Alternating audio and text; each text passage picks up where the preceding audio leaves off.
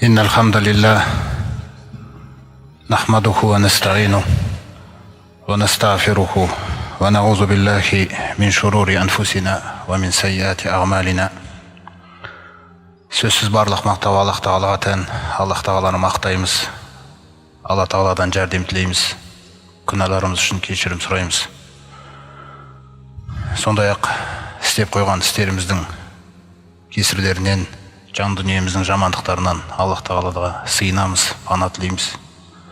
Кімді Аллах Тағала тура жолға салса, оны адастырушы жоқ. Кімді адастырса, оны тура жолға салушы жоқ. Сондай-ақ серігі жоқ, жалғыз Алладан басқа тәңір жоқтығына куәлік етеміз. Әрі Мұхаммед оның құлы, әрі елшісі екендігіне. Сондай-ақ пайғамбарымызға Аллах Тағаланың салауатын, сәлемін, рахым, берекелерін тілейміз. Ассаламу алейкум рахматуллахи ва баракату. Құрметті жамағат, Аллах Тағала баршамызға пайдалы білім нәсіп етсін. Аллах Тағаланың сәттілігімен біз сіздермен пайғамбарымыздың өмірін үйрену дәрісінде жалғасып жатырмыз. Өткен сабақта сол піл оқиғасы туралы айтылған болатын. Бүгін Аллах қаласа сол дәрісімізді ары қарай жалғастырамыз. Сіздермен естеріңізде пайғамбарымыздың атасы Абдул-Мутталиб өзіне түсінде Зәмзәм туралы хабар берілгеннен кейін сол Зәмзәмді қазып алған соң Құрайыштардың келіп Зәмзәмнің хақысында таласқандығы. Бұл жерде біздің де хақымыз бар, біз бұны бұлай жайына қалдырмаймыз деген жаңағы оқиға толық сол кезде айтылған. Сол кезде ол кісі қасында жалғыз ғана Харис деген баласы болатын. Сонда егер де Алла Тағала маған мені қорғай білетін, мені қорғай алатын 10 бала сыйласа, 10 ұл сыйласа, соның біреуін құрбандыққа шалам деген жаңағыдай сондай мінездің ықпалдың әсерінен осындай серт беріп қояды. Серт деген нәрсе ол кезде сол пайғамбарымыздың аталарының руында сол Меккеде жалғасып келе жатқан өте маңызды нәрсе. Ол серт айтылды ма, ол орындалу керек. Ол кезде әрине шариғат әлі жоқ. Қандай нәрсеге серт беруге болады, қандай нәрсеге серт беруге болмайды деген қағидалар жоқ. Әйтеуір серт айтылса болды, орындалу керек. Не содан ол сол 10 бала Алла Тағала маған сыйласа, мені қорғайтын, мен біреуін құрбандыққа шалам деген нәзір беріп қояды. Сөйтіп жылдар өтіп арада Алла Тағала оған 10 баланы сыйлайды. Сол 10 баланы сыйлаған соң олар ер жетеді, әкелерін қорғайтын жасқа жетеді. Содан жаңағы сертіне есіне алып, балаларымен жеке кездесіп отырып, сол сертінен хабар береді. Балаларына айтады, мен осындай серт берген едім, енді оны орындамасам болмайды. Сондай-ақ ол сертінді адамдар да естіген, олар да ол сертін орындамады ғой деген сөздер жүреді ертең. Деген соң балалары, сіз серт берсеңіз, онда орындаңыз, біз бәріміз келістік дейді. Сосын кімді құрбандыққа шалу тұрғысынан Абдул-Мутталиб сол кездегі өздеріндегі кеңінен тараған жаңағы рәсімдердің бірі жебелер салып, сол жебелерге жаңағы жазатын нәрселерді жазып, сол арқылы шығарып алу, сөйтіп анықтау. Ол кездегі жаңағы Қағбаның ішіндегі ең үлкен әуелгі анау өткендегі айтқан Амр ибн Люхай деген кісінің алып келген Хубал деген бұт, сол жаңағы меккеліктер үшін негізгі бұт саналады, Қағбаның ішінде тұрған. Соның қасында арнайы жаңағы шырақшы жүреді, сол нәрсенің жаңағы реконструкциясымен айналысады, жылдан жылға жаңағы қарап жүреді дегендей. Сол жерге барып, жаңағы 10 жебені әрбір баласының атын жазып, содан жаңағы шырақшыға Хубалдың қасындағы айтады, мынадан біреуін тарт деп. Сол алып қалған кезде Абдулла деген баласының есімі шығады. Абдулла сол балаларының ішіндегі өзі бір сүйікті баласы болатын, Абдул-Мутталибтің. Алайда жаңағыдай серт беріп қойған, ол серттен қайтаратын ол кезде нақты шариғи білім, дұрыс жол жоқ. Сонымен қалай солай қалыптасқан, солай олар істеуге жаңағы жұмсалады. Сөйтіп, онда мен Абдулланы сертімді орындаймын, құрбандыққа шалам деп алып баратқан жерінде біраз ағайындары, сондай-ақ нағашылары сол жерде араласып, мынау нәрсе болмайды, бұл нәрсені істемеңіз, басқа бір жолын көрейік, мен сертімді қайтем дейді ол. Сертіңізді мүмкін жаңағындай шешілер, мүмкін сертіңізден қайтатын бір жол бар шығар. Ол қандай деген кезде олар сол кездегі тағы бір рәсімдердің бірі, олар қандай да бір нәрсеге жауапта болмаса, көріпкелге, жаңағы сәуеге кісілерге барады. Сөйтіп солар арқылы жауаптарын алады. Сөйтіп олар айтады, осындай бір көріпкел сәуеге бір әйел кісі бар, сол кісіге барып, осының шешімін сұрайып көрейік деп. Жақсы деп сол жаққа барады. Сосын ол мынандай хабар береді оларға.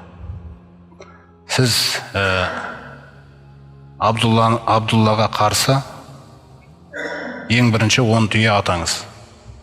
Маған осындай хабар келіп жатыр дейді.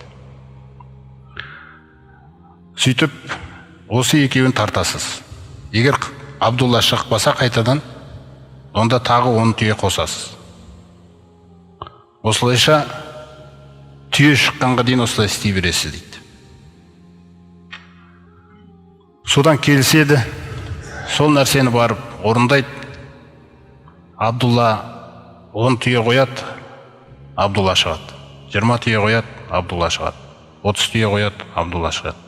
40 түйе қояды, Абдулла шығады. Осылайша жаңа 100-ге жеткенге дейін 100 түйе жаңаға қойылған кезде 100 түйе шығады.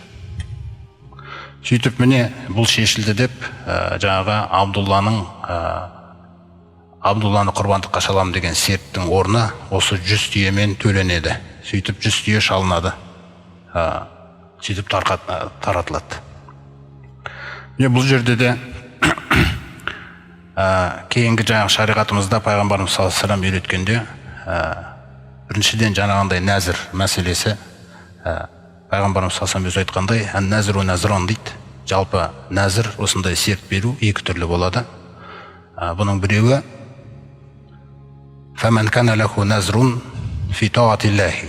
Кімде-кім осындай серт берсе, яғни мен осындай бір орындаймын деп, сөйтіп орындайтын амалы фи таатилла, Алла тағалаға бойұсынуды бейнелесе.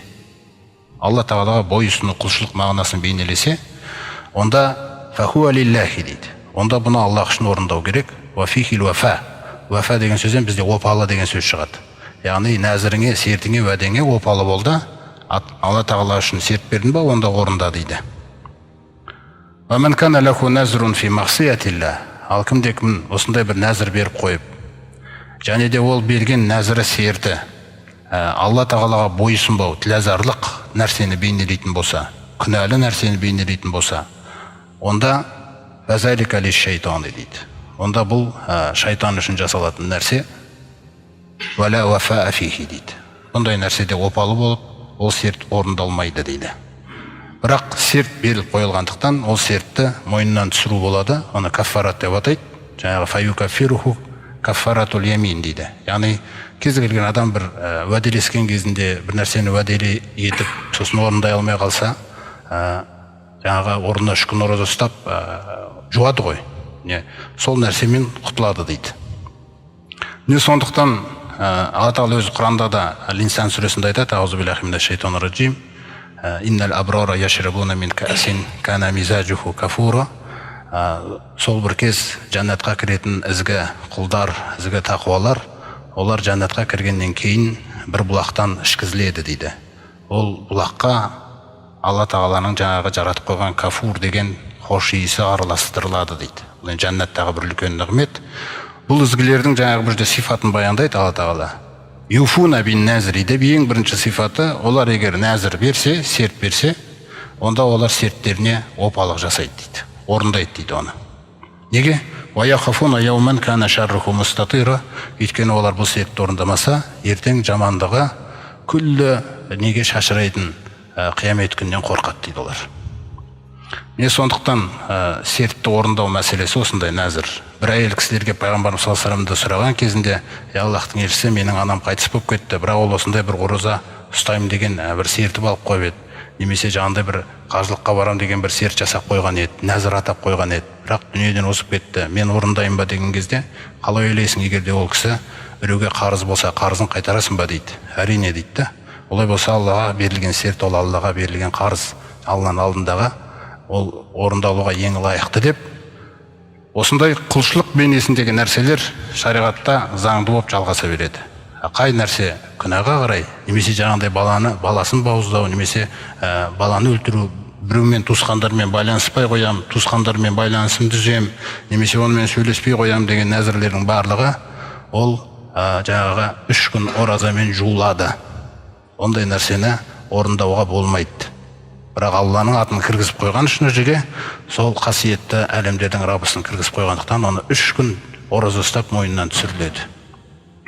Ол жайында өз Алла Тағала Құранда айтқандай, Маида сүресінде: Аузу биллахи минаш шайтанир ражим. Ла юахизукумуллаху биллағуи фи айманикум. Алла Тағала сендердің ауыздарыңмен әдеттеніп сөйлеп қалған, Алланың атын алып әдеттеніп сөйлеп қалған сөздеріңіз үшін жазаламайды дейді ол нәрсе үшін. Мысалы біз валлохи деп жаңағыдай бір сөздерде қосылып қалатсақ, бұл нәрселер үшін жазаланбайсыңдар дейді. Яғни алайда валакин юахизукум бима аққаттумул аймана. Егер де сертпен байлап жүрсеңдер, сосын оны орындамасаңдар, онда бұл үшін жазаланасыңдар дейді. Сондықтан оны шешу үшін мойныңнан факаффаратуху, оның кафараты итғаму ашарата масакин, 10 міскінді тамақтандырасың. Ау кисуатухум, немесе оларды 10 міскінді киіндіресің. Мен аусаты ма тутғимуна ахликум, өз отбасыларында жеп ішіп жүрген тамақтың ең ортаңғы көлемімен, орташа көлемімен деген. Ау тахриру рақаба, немесе бір құлды азат етесің дейді. Осылайша сол кездегі исламға дейінгі жаңағы жахилдік дәуірде әрбір істеліп атқан дұрыс емес істерді Алла Тағала жаңағындай кафаратының өзін жасатқан кезде оны пайдалы іске айналдыруды қалады. Не міскінді тамақтандырып, оның бойында жомарттық, мейірімділік деген сипат бола бастайды, немесе құл азат етеді. Құл азат ету арқылы құл иеленушілік жүйені жоюды қалады Алла Тағала. Осындай Алла Тағаланың даналығы осы үкімдерді қамтыған. Сондай-ақ екінші мәселе, ол кісілер сәуегейге барды, көріпкелге барды. Содан өзіміздің қоғамда да жаңағыдай кездесіп қалатын кейбір адамдар мысалы күмәнді болып жүруі мүмкін бұл мәселеде. Пайғамбарымыз саллаллаху алейхи вассалам осы көріпкелдердің жұмысының қалай болатындығын баяндайды. Содан сахабалар сұрайды: Аллахтың елшісі, бұл каххан, жаңағы көріпкелмін, сәуегеймін деген кісілер туралы не айтасыз дейді. Сонда пайғамбарымыз айтады: иннахум лайсу фи шайин, олар түкке татымайды дейді. Кіріспе сөзінің басында. Олар түкке татымайды дейді. Сосын ол адамдар айтады: кейде олар бізге бір нәрселерді айтады, сол айтқан нәрселері хақ болып қалады дейді. Мұны қалай түсіндіресіз деп жатыр ғой енді. Мұны пайғамбарымыз саллаллаху алейхи вассалам айтады: Аллах Тағала қандай да бір істі шешкен кезде Жебірейілге хабарлайды дейді сол істі. Сөйтіп ең биік аспандағы періштелердің барлығы Алланы дәріптейді дейді. Ол дәріптелген кезде келесі аспан дәріптейді дейді. Осылайша төменгі аспанға дейін. Төменгі аспанда дейін жаңағы періштелер түседі. Періштелерге дейін кейін Раббымыз қандай нәрсені шешті деп айтады дейді. Содан Раббымыз осындай нәрсені шешіпті дейді. Алла Тағаланың шешімі әрбір жерде, әрбір елге, әрбір ауылда, әрбір ауылдағы әрбір кісіге қатысты шешімдер шығарылып жатады. Сол нәрселерді періштелер хабар береді да ең төменгі дүние аспандағы періштелерге жетеді бұл хабар. Сосын олар Алла Тағаланың қалауымен дүние аспандағы періштелер бір-бірімен сөйлесіп тұрады дейді, осы нәрсе жайлы. Сол кезде жаңағы шайтандар, жындар көтеріліп жаңағы ақпаратты ұрлауға тырысады дейді. Мүмкін бұйырып қалар деп бірінің үстіне жаңағы көтеріліп, бұл енді Алла тағаланың жаңағы жол бергеніне байланысты. Алла тағала жол бермесе ешкім ешнәрсеге жете алмайды. Бірақ Алланың даналығы солай қамтыды. Оларға сондай бүйтіп көтеріліп, дүние аспаннан жаңағындай періштелерден ести алатындай бір мүмкіндіктер берді. Сөйтіп олар сол хабарды естиді дейді.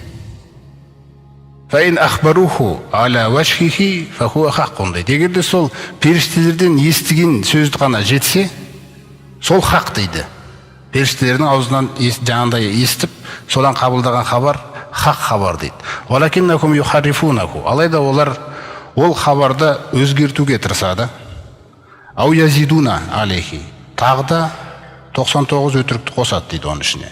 Сумма янзилуна иля аулияихим. Сосын өздерінің достары болған көріпкелге түседі дейді. Көріпкел не болатқанын білмейді, ол Алладан хабар келіп жатыр деп ойлайды. Сондай нәрселер қоғамдағы. Сосын жаңағы нәрсені сөйлейді. Сол сөйлеген кездегі ішіндегі жаңағы періштелерден естіген нәрсесі хақ. Сол кейде сендерде болып қалатын нәрсесі сол себепті деп пайғамбар түсіндіріп кетіп жатыр да. Ал енді оларға барсақ бола ма, Аллахтың елшісі? Мән ата аррафан. Кімде-кім көріпкелге барса, фасаалаху ан шайин. Сөйтіп ол көріпкелден бір нәрсе жайында сұраса.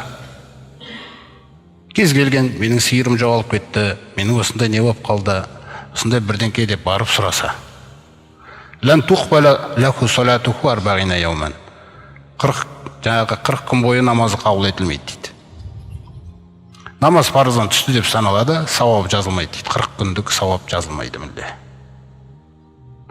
Сосын пайғамбарымыз саллаллаху алейхи айтады: "Мән ата аррафан ау кахинан", кімде-кім сәуегейге немесе көріпкелге баратын болса.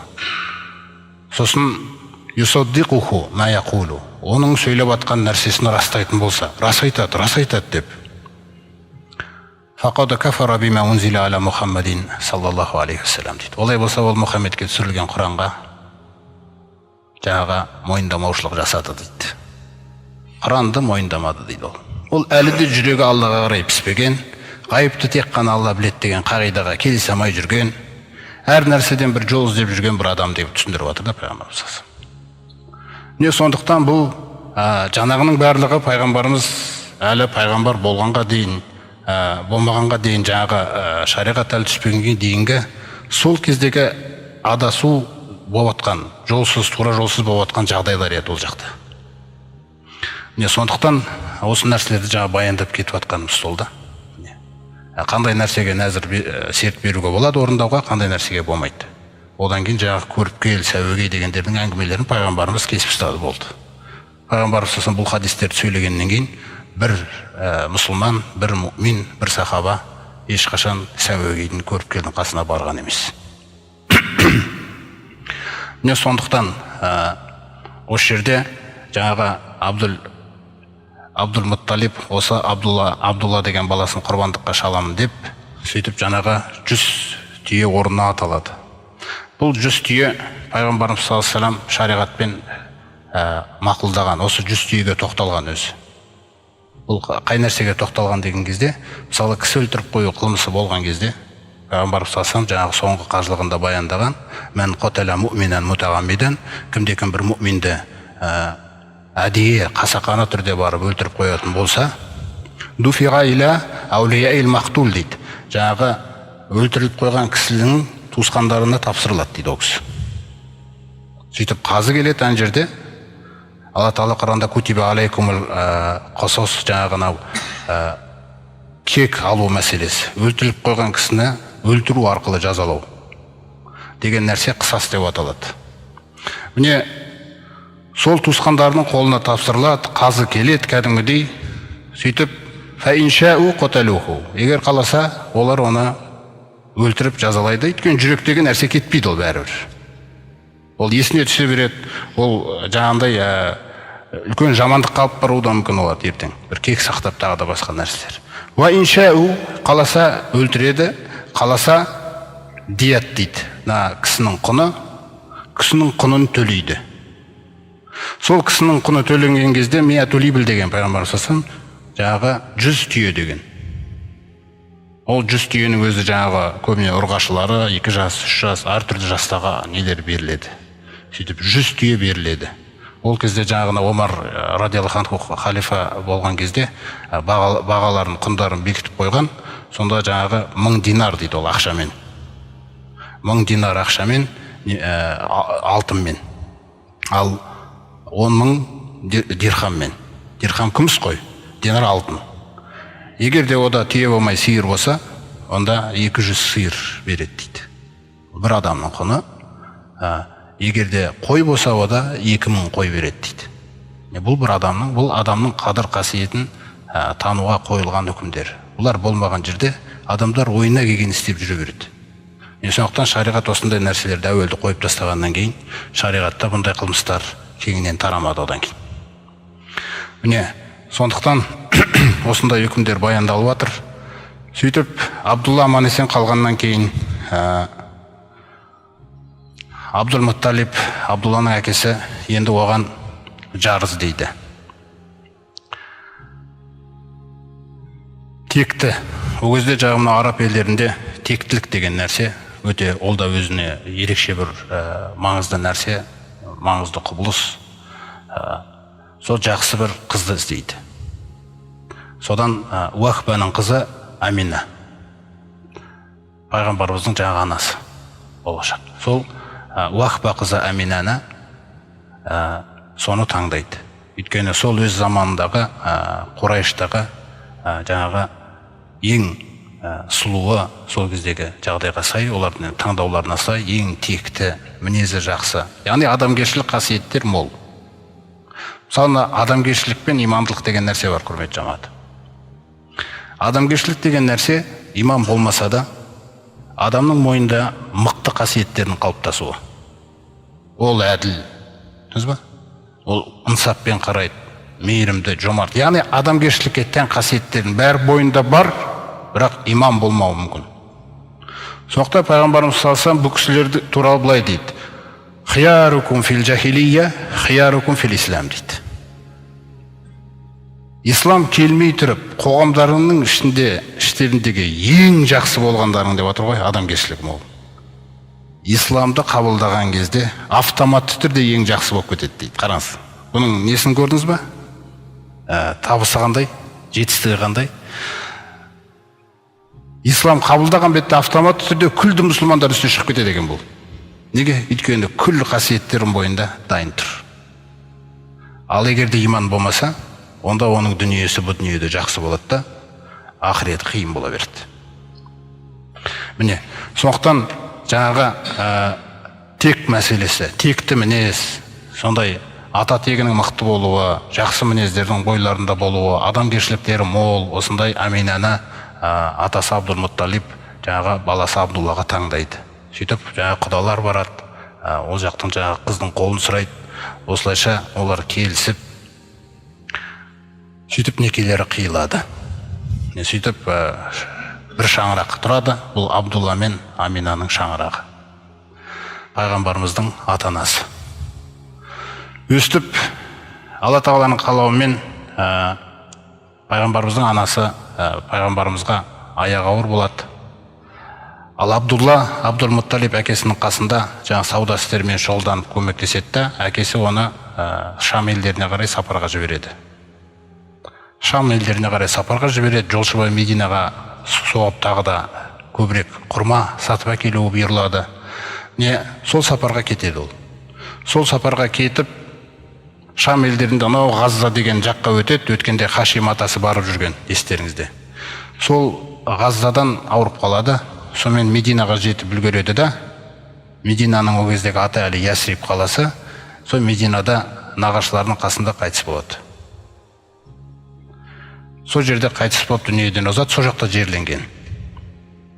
Бұл хабар Амина анамызға жетеді, ол кісі қиналып, өзінің бір өлең сөздері бар, айтатын: Хашимде сендей ұл бар ма деген, тағдыр сені алып кетті дегендей, сенде келісіп бұл дүниеден қайттың деген сондай өлең жолдарының өздерінің нелері бар. Өйткені ол кезде әрбір екі адамның өзі ақын болатын, әрбір қуанышты немесе қайғыны өлең сөздерімен білдіру деген нәрсе болған. Пайғамбарымыз саллаллаху алейхи ва саллямның өзінің отбасын жаңағы көкелері мен нағашы жұрттардың бәріне келетін болсаңыз, бәрі ақын болған. Тек пайғамбарымыз саллаллаху алейхи ва саллямда Алла тағала ақындық бермей Құранды ғана сөйлейтін адам қылып дайындады. Міне содан әкесі сол жақта қайтыс болғаннан кейін мына жақта бала жетім қалды, әлі анасының құрсағында. Сөйтіп күндердің бір күні пайғамбарымыз саллаллаху дүниеге келетін күні келеді. Бұл жаңағы сол кешегі піл оқиғасы болған жыл.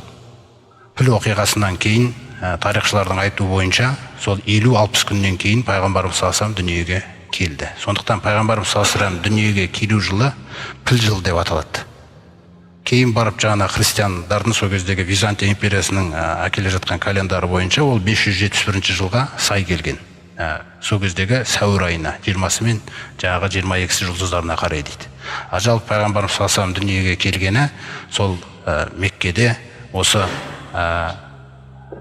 Абу Толиб пайғамбарымыз саллаллаху немере ағатайының ауласында әрбір хашимиттердің кварталында, хашимиттердің ауданы бар. Пайғамбарымыз саллаллаху жаңа 4-ші атасы Қусай кезінде осы жүйені сол жүйелеген. Қаланы қала бейнесіне келтірген, әрбір руға аудан бөліп берген райондар.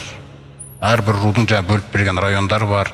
Осы нәрселердің бәрін жүйелеп кеткен пайғамбарымыздың жаңа Қусай деген атасы еді.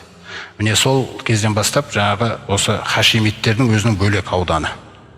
Сол ауданда Абу Талиб көкесінің ауласында осы жерде пайғамбарымыз саллаллаху дүниеге келген.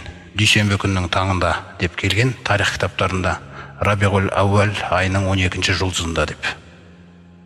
Жалпы сол 9, 12, 12 жұлдыздың осы күндердің арасында деп, кейін ғұламалар 12 деген жұлдызға қарай ықпалдық берген, басымдылық берген. Пайғамбарымыз саллаллаху дүниеге келген күн осындай күн, құрметті жамағат. Бұл енді шындап келген кезде бұл сәбидің дүниеге келуі көпшілік адамдарға ол кезде қандай, кімнің дүниеге келгені сондай білінбеген еді. Алайда Алла тағаланың күллі елшілердің тізбегін тәмамдаған елшілердің соңғысы дүниеге келді. Бұл елшімен Алла тағала әлемді өзгертуді қалады. Бұл әлі сәби еді. Бірақ Алла тағала осы пайғамбарымыз дүниеге келгеннің өзінде де бір нышандарды берді. Амина анасы айтады, мен оны жаңағы босанған кезде мен жарық көрдім дейді. Адаат Қусура Бусра мен Арды Шам, анау Шам елдеріндегі жаңағы жарық шыққан кезде Шам елдерінде Бусра деген қала бар. Бусра Византиялық империяның сол кездегі жаңағы орталығы болатын, рухани орталығы. Көбінесе сол жақтағы арабтар солардың қарамағында болатын. Міне сол Бусра деген қалаға дейін жаңағы жарық жетіп, ана қаланы кәдімгідей көрген ғой, ана қаланы жаңағы сарайларды. Бір мезет көрінді де жоқ болып кетті болды. Осы анасына көрсетілген нәрсе еді. Жаңағы ғұламалар осы хадистерді келтіреді. Бір хадисте пайғамбарымыз саллаллаху өзі айтқандай, ана дағуату Ибрахим, мен Ибрахим атамның дұғасымын, ва бушра Иса, сондай-ақ Иса пайғамбардың сүйіншісімін, ва руяти, жаңағы руяту умми деген, сондай-ақ анамның көрген нәрсесімін дейді. Жаңағы жарықты айтып жатыр. Сөйтіп Амина босана сала атасына сүйінші жібереді Абдул-Мутталибке. Абдул-Мутталибке жаңағы барып айтып, ол кісі келіп қуанып, баланы алып барып Қағбаның қасына апарады. Қағбаның қасына апарып, сол жерде Алла тағалаға шүкірлік айтады. Содан Мұхаммед деп есіміңді қойдым деген нәрсе. Міне Мұхаммад деген есімнің өзінің қойылуы шындап келген кезде бұл мақтаулы.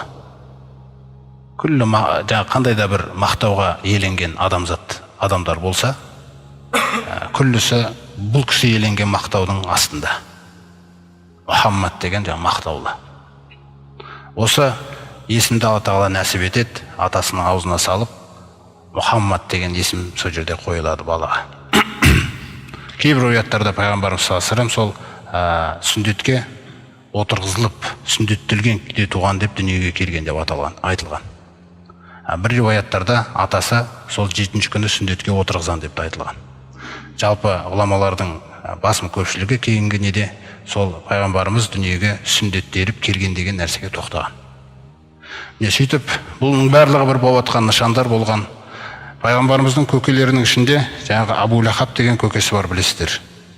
Абу Толиб, Хамза, Әл-Ғаббас, олардың барлығы пайғамбарымыздың көкелері, әкесінің жаңағы бауырлары, інілері. Міне осы Абу Лахабтың жаңағы Суайба деген күңі болады. Сол хабарды естіп қожайынына, яғни Абу Лахабқа келіп, Мұхаммед дүниеге келді, атасы солай атын қойды, Амина босанды деген хабарды алып келген кезде, қуанғаннан, Абу Лахаб қуанғаннан Суайбаға сен азатсың деген. Қараңыз қалай басталған әуелде нышандар. Сен азатсың деген да оған. Сол Суайба жаңағы анасы Аминада сүт болмағаннан кейін, сүт дұрыс келмегеннен кейін емізген осы Суайба. Сүт анасы, ең бірінші бастаған сүт анасы осы Суайба өзінің баласымен бірге осы пайғамбарымыз саллаллаху алейхи вассалам емізген. Пайғамбарымызға дейін Хамзаны да емізген осы кісі еді. Хамзаның да сүт анасы. Пайғамбарымыздан кейін естірістер Абу Салама деген жаңағы сахаба болған, әйелі Умму Салама, Абу Саламаны да емізген осы Суайба. Сөйтіп әуелгі сүт анасы жаңағы сира кітаптарының барлығында осы Суайба анамыз деп айтылады. Әуелгі сүт анасы. Сөйтіп осындай үлкен нәрселер болып атады, қуаныш келеді. Абдул-Мутталиб те жаңағындай сәбиге ерекше қарайды. Содан мына мәселе бар енді. Бұл да бір өте маңызды. Жаңа айттық, Меккедегі күн ыстық, қуаншылық жағдай болады сол жылдары. Ризық нәсіпте таршылық болады. Емізетін сүт болмайды. Амина анамызда. Бұл уақыттарда Бану Сағат деген жайлауда Сағат руының жайлауы болады. Олар өздері қой бағады, түйе бағады. Сол жайлаудағылар Меккеге бір түсіп келіп тұратын уақыттар болады. Сөйтіп емізуге балаларды алып кетеді. Бұл қалыптасқан дәстүр. Мекке қала, ауыл, жайлау. Сондықтан меккеліктер де сондай нәрсеге өздері үйренген, балаларын жаңағы бері жібереді. Сөйтіп анжақта сүт анасы емізеді, оған қарайды, жайлауда өсіреді, бағады. Сөйтіп жаңағы ақшасын төлеп қояды. Міне Бану Сағатта солардың келетін кезі кеп қалады. Бұл оқиғаны жаңа Халима анамыз айтып жатыр. Радиаллаху анха. Сол Халима күйеуінің аты Харис, қастарында жаңа баласы болады, Абдулла деген. Сондай оның екі қызы бар, бірақ сапарға жаңағы ұл баласын ғана алып шыққан болатын. Сонымен менің бір көшпен келе жатқан кезімізде есегім, шабан есегім бар еді дейді. Жүрмейді, көштің соңында әрең дегенде келе жатқан есек. Онымен қоса артымызда бір түйеміз бар еді. Оның өзі жаңағы желінде сүт жоқ, әбден суалған, бір тамшы сүт бермейді. Өзімде де сүтім таусылды дейді, баламды емізетін. Сондай бала да жылап, мазамыз кетіп, осылай бір келе жатқан кезіміз болатын дейді. Сөйтіп Меккеге келіп жеттік. Әдеттегідей әрбір әйел адамдар өздеріне жаңағы сәбиді таңдауға кірісті. Адамдардың көбісі негізі үйренген жағдайымыз, кім ақша бере алса, соның баласын алып кетеміз. Сөйтіп пайғамбарымыз саллаллаху алейхи вассаламды да жаңа сәби пайғамбарымызды да ұсынып жүреді. Мынаны кім алады деп. Әкесі қайтыс болып кеткен жетім, анасы мен атасы не бере алады бізге деп адамдардың барлығы оған назар аудармастан басқа бір табыс түсетін жақтарды алып атты дейді. Сөйтіп алатын адамдардың барлығы өздерінікін алып болып, енді құр қайтпайық деп күйеуіміз екеуміз ақылдасып, мен қайтсам де осы жаңағы жетім десе осы сәбиді алып кетемін деп шештім дейді. Күйеуіміз екеуміз осылай ризаласып, сол сәбиді алдымызға алып кеттік дейді. Содан енді ауылға қарай қайтып келе жатқан кезімізде жаңағы әшейінде жүрмейтін есегіміз кәдімгідей көштің алдына шықты дейді. Бұндай нәрсені біз көрмегенбіз. Берекелі деген нәрсе бар ғой. Мынандай нәрсе бар, құрметті жамағат. Пайғамбарымыз саллаллаху алейхи айтады, егер де Алла тағала бір адамды сүйсе дейді, бір құлына мен махаббатын сыйласа дейді оған, міндетті түрде Жибрилге айтады дейді оны. Жибрил, мен пәленше деген құлымды сүйдім деп, сен де сүй дейді екен. Сонда Жибрил, олар Алланың рұқсатынсыз қозғалмайды бұндай нәрселерге. Сонда Жибрил осы бұйрықты басқа періштелерге де түсіреді да, сөйтіп жаңағы махаббат жерге дейін түседі дейді. Жерде жаңағы адамды дейді, яғни пайғамбарымыз сәби ғой, жаңағы таңдалып жатқан Аллах тағаланың елшісі, кетті ғой махаббат адамдардың жүректері. Ол берекелі пайғамбар. Иса пайғамбардың өзі жаңағы дүниеге келген кезінде, анасы бесікте алып келген кезінде, бесіктегі бала сөйлейді ғой. Сонда бесікте жатқан баланың сөйлегені қоля инни абдулла, сөзсіз мен Алланың құлымын. Атани аль-китаба, Алла тағала маған кітапты берді. Ва жағалани набия, мені пайғамбар қылды. Ва жағалани мубаракан айнама кунту, қай жерде жүрсем де мені берекелі қылды дейді. Кез келген пайғамбардың өзі тұлғасы сондай да. Ол жүрген жер жақсылық, ол жүрген жер береке. Содан Халима анамыз жаңа оқиғаны айтып жатыр. Сөйтіп жаңа есегіміз алға қарай шығып, әйелдер тіпті ей Халима, мынау сенің есегің ба, басқа есек емес па деген сөздерді айтып жатты дейді. Сөйтіп сәби пайғамбарды алдыма алып қысқаным сол еді дейді. Алланың құдіретімен жаңағы төсіме сүт толды дейді. Содан ол да емді, өз баламды еміздім. Ана кешегі жылай беріп ұйқы бермеген баламызда тыныштық тауып, екеуі де бір жақсылап ұйықтады дейді. Сосын жаңағы күйеуім кеп тұр дейді. Ана түйеміз желін толып тұр дейді. Бір түйелер бар еді ғой. Содан одан сүт сауып, екеуміз де жаңағы сол жерде тойдық дейді. Осы бала біздің қасымызға келгеннен бері дейді, берекеден, берекенің үстіне береке келе беретін болды. Ауылға да жеттік. Ауылға жеткен кезде сондай біздің көңіл күйімізде, айналадағы өмір бәрі біз үшін бір керемет нәрсе болды дейді. Осы бала қасымызда жүре берсе екен, кетпесе екен деген жаңағыдай ой болды дейді бізде. Сөйтіп осы ауылына келгеннің өзінде де келіп қойларымызды жаңағы жайдық, жайылымға жібереміз. Сөйтіп адамдар да айтады дейді. Бізде ана қойларымызды сол Халиманың қойлары жайылып жүрген жерге қарай жіберейік. Сондай біздікі де солармен бірге жақсы болып қайтып келеді деп. Алайда дейді Халима анамыз айтып отыр, біздің қойлар тамаққа тойған, желінде сүт бар түрде қайтып келеді. Олардікі сол жерде жайылса да қарны аш, желінде сүт жоқ болып қайтып келеді дейді. Таңдау деген нәрсені көрдіңіз бе, құрметті жамағат? Өзі жәннатты таңдау деген нәрсе жатыр ғой осы жерде. Қарап тұрсаңыз, пайғамбарды таңдасаңыз егер, ар жағы керемет болайын деп тұр деген нәрсе ғой. Сәби кезінің өзінде осындай жаңағы жақсылықтарын Халима анамыз айтып жатыр. Бұл жерде алынатын сабақтар, құрметті жамағат, бала деген бала тәрбиесі, кішкентай баланың ең бірінші орында ана сүтін емізу мәселесі. Соны бізде көп жағдайда бір немқұрайдылықтар болып жатыр. Бір жағынан оған кейбір жаңағы әйел затының мүмкін денсаулығы дұрыс келмей жатқан шығар, тағы да басқа нәрселер болып жатыр. Бірақ Алла Тағала Құранда айтады: "Вал-валидату юрди'на ауладахунна хаулайни камилайни лиман арада ан ютимма ар-радаа." Бала босанған әйелдер, аналар өздерінің балаларын 2 жыл толық емізсін дейді. Қараңыз. Кімде-кім емізуді қаласа, парыз қылмаймын дейді. Бірақ мен айтып тұрмын ғой деп жатыр Алла Тағала. Көрдіңіз бе? Парыз қылмайтындығы кім қаласа деді. Бірақ енді мұсылман Алла қалағаннан басқаны қалай ма? Бұл да бір тәрбиенің бір түрі да. Өзі жақсы көрген істі жақсы көруге шақыру. 2 жыл толық емізу керек дейді. Мысалы, Лұқман сүресінде Алла Тағала айтады: "Вассайнал инсана бивалидейхи", біз балаға ата-анасын құрметтесін, жақсылық жасасын деп кәдімгі өсиетті парыз қылғанбыз.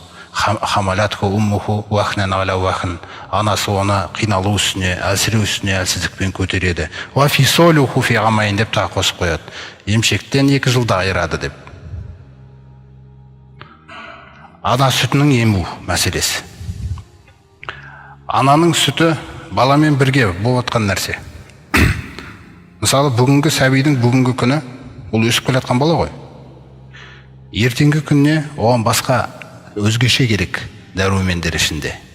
Бүрсі күні тағы басқаша керек ол. Ананың сүті күніге өзгеріп отырады. Күніге өзгеріп отырады оған. Бұл егер толық 2 жыл емізілетін болса, иммунитет деген нәрсе мықты болады. Бізде көбінесе бұл нәрседен біз шығарамыз, пачкадағы сүтті береміз. Пачкадағы сүт ол просто қарынды толтыратын нәрсе. Баланы аш қылмайды. Бірақ ол оның күллі биологиясына, психологиясына ол ештеңе бере алмайды. Ол құр қарын тойдыратын нәрсе асылы. Түр бала аштан өліп қалмайды, ризық деген нәрсе да. Бірақ ана сүті деген нәрсе ол бөлек. Оның орны бөлек болғаннан кейін Алла Тағала оны Құранда 2 жыл деп жатыр да. Сол 2 жыл деген нәрсенің өзінде ар жағында жатыр. Ана асығып баланы үстісіне нете тұрмаңдар, мына қарабаңдар дейді мына жаққа. Мынау сүтін толық емсін, мынаның сүтін бұзып жібермеңдер ертең дегендей нәрсеге дейін ата-анаға ақыл көрсетіліп жатыр да бұл жерде. Сондықтан анасының сүті таусылып қалған болса, не істеді олар? Сүт анаға берді. Пайғамбарымыз саллаллаху алейхи вассалам Суайба емізді, одан кейін Халима анамыз алып кетті емізді. 2 жыл толық емізді ол кісі оны. 2 жыл ананың сүтінің қақысы Пайғамбарымыз саллаллаху алейхи вассаламға берілді. Тәрбие, Алла Тағаланың тәрбиесі ғой, толық сақтап тәрбиелеп жатқан, қамқорлығын алып жатқан да. Екінші, ол баланың ауылды жерде өсуі. Ауылды жерде өскен бала, қарап тұрсаңыз, жаңағыдай бүкіл кеңістікті көреді ол. Күн шыққан кезде күнде оныкі да, күннің батқанын да көреді. Жұлдыздың күллісі көреді түнде. Қаладағындай жарықтар, нелер, мысалы, шамдар көрсетпейді жұлдызды дұрыс. Ауа таза. Төбе, тау төбелердің етегі, жайлау, мал жайылып жүрген жерде. Сосын баланың кішкентай күннен, бала мана шелекті әпере салшы, бала мана түйені тұсайсаш. Бала әрдайым жұмыста ойнап жүріп та, еңбекті сүйіп өседі бала. Қалада ондай нәрсе жоқ қой. Қалада бала телефон ұстайды, оны өзің әперіп қойғансың, сосын ол кетті жаңа жақта. Бұрын ол 4 бөлмелі үйде ғана болатын. Қаланың өміріне қарасаң, 4 бөлмелі үйде жүреді. Қалай болса да бір кім кітап оқыр, мүмкін жаңа тағы басқа нәрсе істер. Қазір оған 4 қабырға да керек жоқ. Қазір оған мынау нәрсе болса болды. Қараңыз, мынау сананы қамайды. Қандай нәрсеге? Қиялға, арманға, ешқашан қол жеткізе алмайтын нәрселерге. Бала арман, қиял, арман мен қиял жүрген жерде жалқаулық, әлсіздік қосады. Өйткені жалқаулық арманның досы. Көрдіңіз бе? Әлсіз осы қиялдың достары бұл. Ал мақсаттың досы тек еңбек. Сол ана жайлауда баланың өсуінің өзіне кең далаға қарайды ол. Оның ой өрісі кең болады. Ол оның тіпті мына тілімен сөйлеуі, бір нәрсені баяндауына дейін әсер етеді екен ол. Өйткені Абу Бакр радиаллаху анху Пайғамбарымыз саллаллаху алейхи айтқан кезде, Аллахтың елшісі, сіз араб тілінің әдебиеті сізде ең керемет, сондай айқын дейді да, бай дейдіріңіз. Сонда Пайғамбарымыз саллаллаху алейхи айтады, әрине, мен Құрайштамын ғой дейді. Яғни Құрайштағы тіл, сосын ва урдиъту фи бани Сағат. Сағаттың руында емізілдім ғой дейді мен. Көрдіңіз ба? Аны жақтағы жаңағы әрдайым жұмыс сөзіне болып жатады да, байланыс болып жатады. Сол баланың кең далада өсуі өзінің мына тарихын таниды. Мынау жері да, қараңыз қандай кер, мынау жерің сенің. Қандай керемет нәрсе. Ой өріс, алыстағы бүркітті көреді, ұшып баратқан мысалы. Күллі нәрсені көреді. Ал қаладағы нәрсеге қарасаңыз, ондай нәрсе жоқ. Қамалу қалада күллі нәрсе. Тіпті ойдың өзі қамалғанда бір нәрсеге қарай. Сосын ауылды жерлерде, далалы жерлерде инфекционный аурулар болмайды. Қалада көп болады. Сосын жаңағы ауа райының өзінің тазалығы. О жақта ауа райы әрдайым таза. Қалада ауа райы әрдайым таза емес. Әйтеуір Алла Тағала бізді әр нәрсеге бейімдеп жаратқаннан кейін, адам баласы тіпті заводтың ішінде жүре бересің, ажалың келгенше. Өйткені ол бізді солай бейімдеп жаратып тастаған. Күллі нәрсеге төзімді болсын, не болсын деген демес. Бірақ бала ертең каникул шыққан кезде, мына сабақтары біткен кезде, демалыстарда балаларыңызды бәрін жайлауға апарыңыз, туысқандарыңызға. Жүрсін сол жақта, жылқының қасында жүрсін, қойдың қасында жүрсін, киіз үйдің қасында жүрсін. Солай танып оған даласын, солай танып оған Алла Тағаланың жаратқан күллі нәрселерінде. Осы нәрсені бізге осы пайдаларды беріп жатыр да бұл оқиға. Содан 2 жасқа 2 жыл бойы емізеді. Сөйтіп Пайғамбарымыз саллаллаху алейхи вассалам, сол Халима анамыздың жаңағы Абдулла деген баласы бар, Аниса деген қызы бар, Жүзама деген қызы бар, тағы да басқа балалар, барлығы бір ойнап жүрген кез болады. Сол ойнап жүрген кезде Пайғамбарымыз саллаллаху алейхи вассаламға Алла Тағала сол сәби күнінен рухани тазару деген нәрсе, тазарту деген нәрсе Кішкентай күннен жаңа баланы Жебірейіл мен Микаил періштені жібереді екеуін. Сөйтіп екеуі келіп пайғамбар саллаллаху алейхи жатқызады ғой жерге, сәбиді. Мені жатқыз дейді, өзі айтады. Сол мағыналары жаңа жатқызу мәселесі. Ана қасындағы балалар Халима анамызға жүгіріп, оған бір нәрсе болды, Мұхаммед құлап қалды дегендей жағдайларға барып. Имам Ахмадта жеткен риуаятта жаңа бір өте үлкен жақсы бейнеде келтіріледі. Сол жерде пайғамбарымыз маған екі келуші келді да мені жатқызды дейді. Сөйтіп көкірегімді жарды дейді менің. Ота жасау деген нәрселер бар ғой. Ең бірінші көкіректі кесу деген нәрсе. Бізде көбінесе ота жасалған кезде ағзаларды емдейді, бір жерлерді жөндейді дегендей нәрселер болса.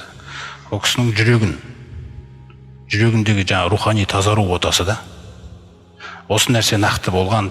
Шарх сүресі соны Құранда айтады: «Алам нашрах лака садрак». Көкірегіңді ашпап едік біз сенің, ей пайғамбар деп. Міне сол кезде көкірегімді жарды дейді.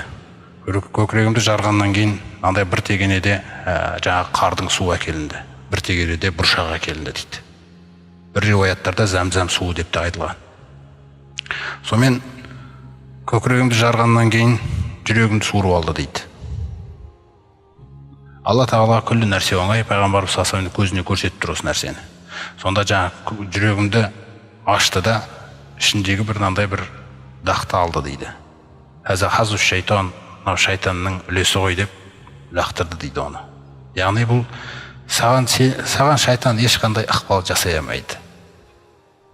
Сол жүректі жаңағы немен қармен, бұршақпен жуды дейді. Сосын әкелді да оған сәкина, Аллаға қарай жүректің тынышталуы. Алла тағаладан сізді еш нәрсенің алаңдата алмауы, Алладан еш нәрсе қызықтырып алып кете алмауы деген нәрседе сәкина. Аллаға тоқтауың, әлемдердің Раббысына қарай тоқтауы да жүректің. Көзіңде, тіліңде, көңіліңде, ниетіңде күллі нәрсе осы нәрсеге тоқтау. Сол сәкинаны әкеліп жүрегіме септі дейді. Сосын жүрегімді қайтаран жатты. Көкірегімді жаңағы қармен жуды дейді, зәмзәммен жуды. Сосын барлығын орнына салды. Сосын тікті дейді. Анас радиаллаху анха айтады: мен көрдім тігістің орнын дейді пайғамбарымыз саллаллаху алейхи вассаламның көкірегінен. Кейін екеуі осы нәрсені істегеннен кейін таразыны әкелші деп айтты дейді біріне. Сөйтіп мені бір табақшаға салды дейді таразының. Сосын мына жаққа үмбетінен 1000 адам салшы деп айтты дейді. Үмбетінен 1000 адам салып, екінші табақтағы мені салған кезде мен жақ басып кетті дейді. Аналар бүйтіп қозғалып, көзіне көрсетіп тұрған нәрсе ғой күллісі. Олар бүйтіп құлап, былай шайқалған кезде үстіме құлап кете ма деп қорықтым дейді. Сосын жаңағы Жибрейіл, Микаилмен сөйлесіп тұрған нәрсесі: егерде күллі үмбетін салсақ дейді, бұл басып кетеді дейді. Күллі үмбетін салсақ. Өйткені бұл таза Алланыкі да. Бұл Алланың үлкен ісіне дайындалып жатқан адам. Бұл бүкіл пайғамбарлар артында намаз оқыған адам. Кешегі Миғраж оқиғасында болашақта айтамыз, Құдай қаласа. Міне, сондықтан жүрегі жуылған осындай. Алланыкі. Өзі айтқандай: мен қиямет күні адамзаттың мырзасы болам. Мен бұны мақтан үшін айтпаймын, бірақ Раббым солай хабарла деп айтты дейді. Мен қабірден ең бірінші тұратын болам дегендей нәрсе. Өзі жаңағы атына байланысты айтқандай: вали асмаун касир, менің есімдерім көп дейді. Менің есімім Мұхаммад, менің есімім Ахмад, менің есім жаңағы Әл-Махи, әлләзи ямху бияллаху әл-куфра. Менің есімім өшіруші дейді. Алла тағала мені арқылы күпірлікті өшіреді дейді жердің бетінен. Ва анал хаширу әлләзи юхшару насу аля қадамайя. Сондай-ақ ең бірінші қайта тірілетін күні, ең бірінші қайта тіріліп махшарға қарай бастайтын да менмін. Адамдар менен кейін қайта тіріледі дейді. Менен кейін барып барлығы қайта тіріледі деген дейді. Ва анал ақибу. Сондай-ақ мен өзінен кейін ешқандай пайғамбар келмейтін соңғы пайғамбармын. Осы нәрселердің бәрін айтам. Және мен ғойри фахрин, мен бұны мақтаныш үшін айтпаймын дейді. Бірақ осы нәрсе хақ дейді. Алла тағала осылай істеген екен дейді күллі нәрсе. Міне осы пайғамбарымыз саллаллаху алейхи вассаламның көкірегі жуылып, одан кейін жаңағы пайғамбарымыз саллаллаху алейхи вассалам осы оқиғадан кейін қорқып Халимаға қарай бардым. Ол кісіде болған нәрсені айттым, ол кісіде қорқып кетті деген нәрселер бар. Бұл енді жаңа пайғамбарымыздың 4 жасында болған оқиға. Жаңа сира кітаптарында айтуынша, өйткені 2 жастан кейін, 2 жасымен толық емізіп болғаннан кейін, мен оны Халима анасын алып бардым дейді. Сосын алып барғаннан кейін, бұл бала қасымызда жүре беруін қатты қаладым дейді, қимадым дейді. Сосын сол кезде Меккеде оба ауруы тарап жатыр деген сондай сыбыстар болып, адамдардың жағдайы да қиын болып жатқаннан кейін мен айттым, бұл баланы мына жақта оба ауру болып жатса, бұны қайтеміз, мен қайтаран алып кетейін деп, сөйтіп анасынан сұрап, тағы 2 жылға алып кеттім деген. Сол жақта енді 2 жыл ма, 3 жыл жүрді ма, бір Алла жақсырақ біледі. Әйтеуір осы оқиға 4 жарым, 5 жасында болған кезі. Болған оқиға осы.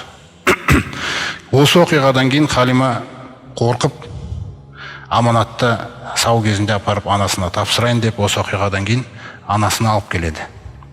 Сөйтіп анасына алып келіп болған оқиғаның бәрін айтады, бірақ анам қорыққан жоқ дейді бұл нәрсе естіген кезде.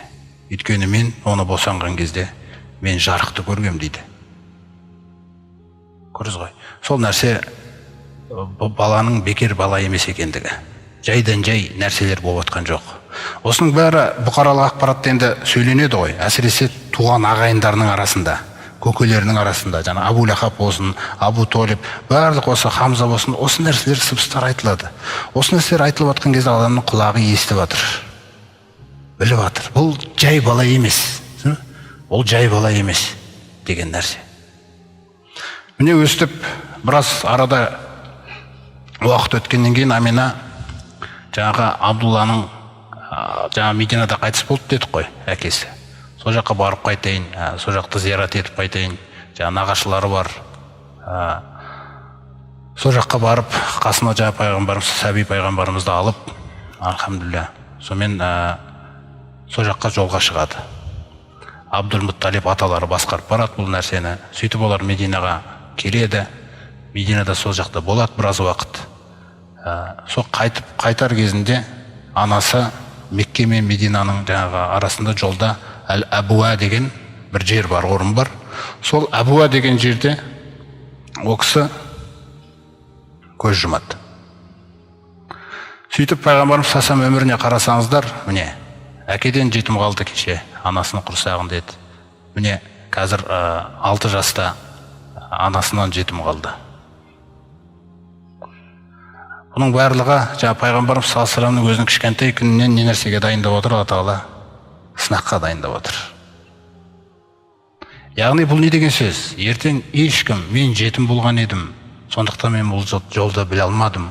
Мен жетім болған едім, сондықтан тура жолды ұстауға менде мүмкіндік болмады деген күллі жетім атаулыға жол кесілді, сылтауға. Өйткені ол жетім болған. Сосын бұл жерде Алла Тағаланың көрсеткісі келетіні, жетімдік деген ол айып деген сөз емес ол. Осыны көрсетіп отыр. Алла Тағала біреуді сүю үшін оның жаңағы жетім болмауы шарт деген шарт жоқ. Міне жетімді сүйді Алла Тағала. Пайғамбарымыз саллаллаху алейхи вассалам. Сосын ол жерде көрсетті. Алла Тағала өз тәрбиесіне алады баланы. Өз тәрбиесінде Алла Тағала өз тәрбиесімен тәрбиелейді. Үлкен іске, өйткені алдында кіріскелі тұрған ісі өте үлкен іс, құрметті жамағат ол. Оны жаңағы өмірінде ертең біз жалғасқан кезде келеміз. Ол іске төзімді адам керек. Ол іске ең бірінші орында настроениесі түсе бермейтін адам керек. Настроение деген нәрсе бар ғой. Настроение деген нәрсе бүкіл нәрсені құртатын нәрсе ол. Жастықты құшақтатып дегендей нәрселер жаңағы. Немесе біреуді арақ ішуге алып бара салады. Ол еркектің тақырыбы емес. Алланың жолындағы ердің тақырыбы ол настроениеге қарамайды ол.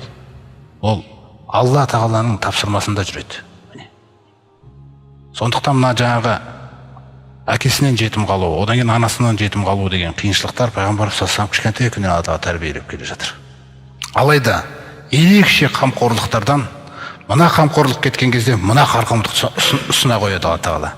Мына қамқорлық кетіп баратса, одан кейін қамқорлықты ұсына қояды. Міне осылайша жаңа пайғамбарымыз саллаллаху алейхи вассалам анасы қайтыс болғаннан кейін ол кісі Абдул-Мутталиб атасының жаңағы толық қамқорлығына өтіп, Абдул-Мутталибті мысалы ол үлкен беделді адам сол кездегі Меккенің жаңағы Қағбаның қасында бір кілем жайып бүйтіп отырған кезінде де ешқашан балалары алдында отырмайды, бүйтіп анандай жерде отырады балалар. Мұхаммед пайғамбарды бағана айттық қой, Алла біреуді сүйсе, Жебірейілді сүйеді, одан кейін жаңа сүйгізіп қояды. Соны жаңаға пайғамбар саллаллаху сәбиді алдында отырғызады. Үйтіп ешбір баласын отырғызбаған дейді тарихшылар. Бірақ оны отырғызады. Іздейді, бұл қайда кетіп қалды деп. Bir күні Абдулмұтталиптің бір түйелері жаңаға жоғалтып алады да, сонымен әйтеуір пайғамбарымыз жаңа көзіне түсіп қалғаннан кейін, «Ей Мұхаммед, барып ана түйелерімді қарап келші, жоғалып кетті» деп айтып қалған. Пайғамбар сосын тапсырманы орындауға кетеді. Содан 1 сағат, 2 сағат, 3 сағат, 4 сағат, 5 сағат жоқ пайғамбар саллаллаху алейхи вассалам. Жүрегі соғады. Қорқынышты болып Қағбаның қасына келіп, «Я Алла, Мұхаммедімді қайтара көр, қол абысымды қайтара көр» деп жаңағыдай дұғаларын жасап, сөйтіп Қағбаның қасында неткенде, кешке жақын пайғамбарымыз саллаллаху алейхи вассалам жаңағы түйелерді айдап келе жатыр екен. Міне. Сонда соны келген бетте жаңа құшақтап, сүйіп, енді ешқашан сені өзімнен алыстататын тапсырмаға жібермеймін деп, сондай жаңағы серт байлауға дейін барған.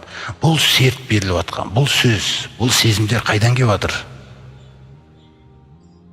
Біз кейде ойлаймыз ғой, адамның өзінің бойынан ғана келе береді деп.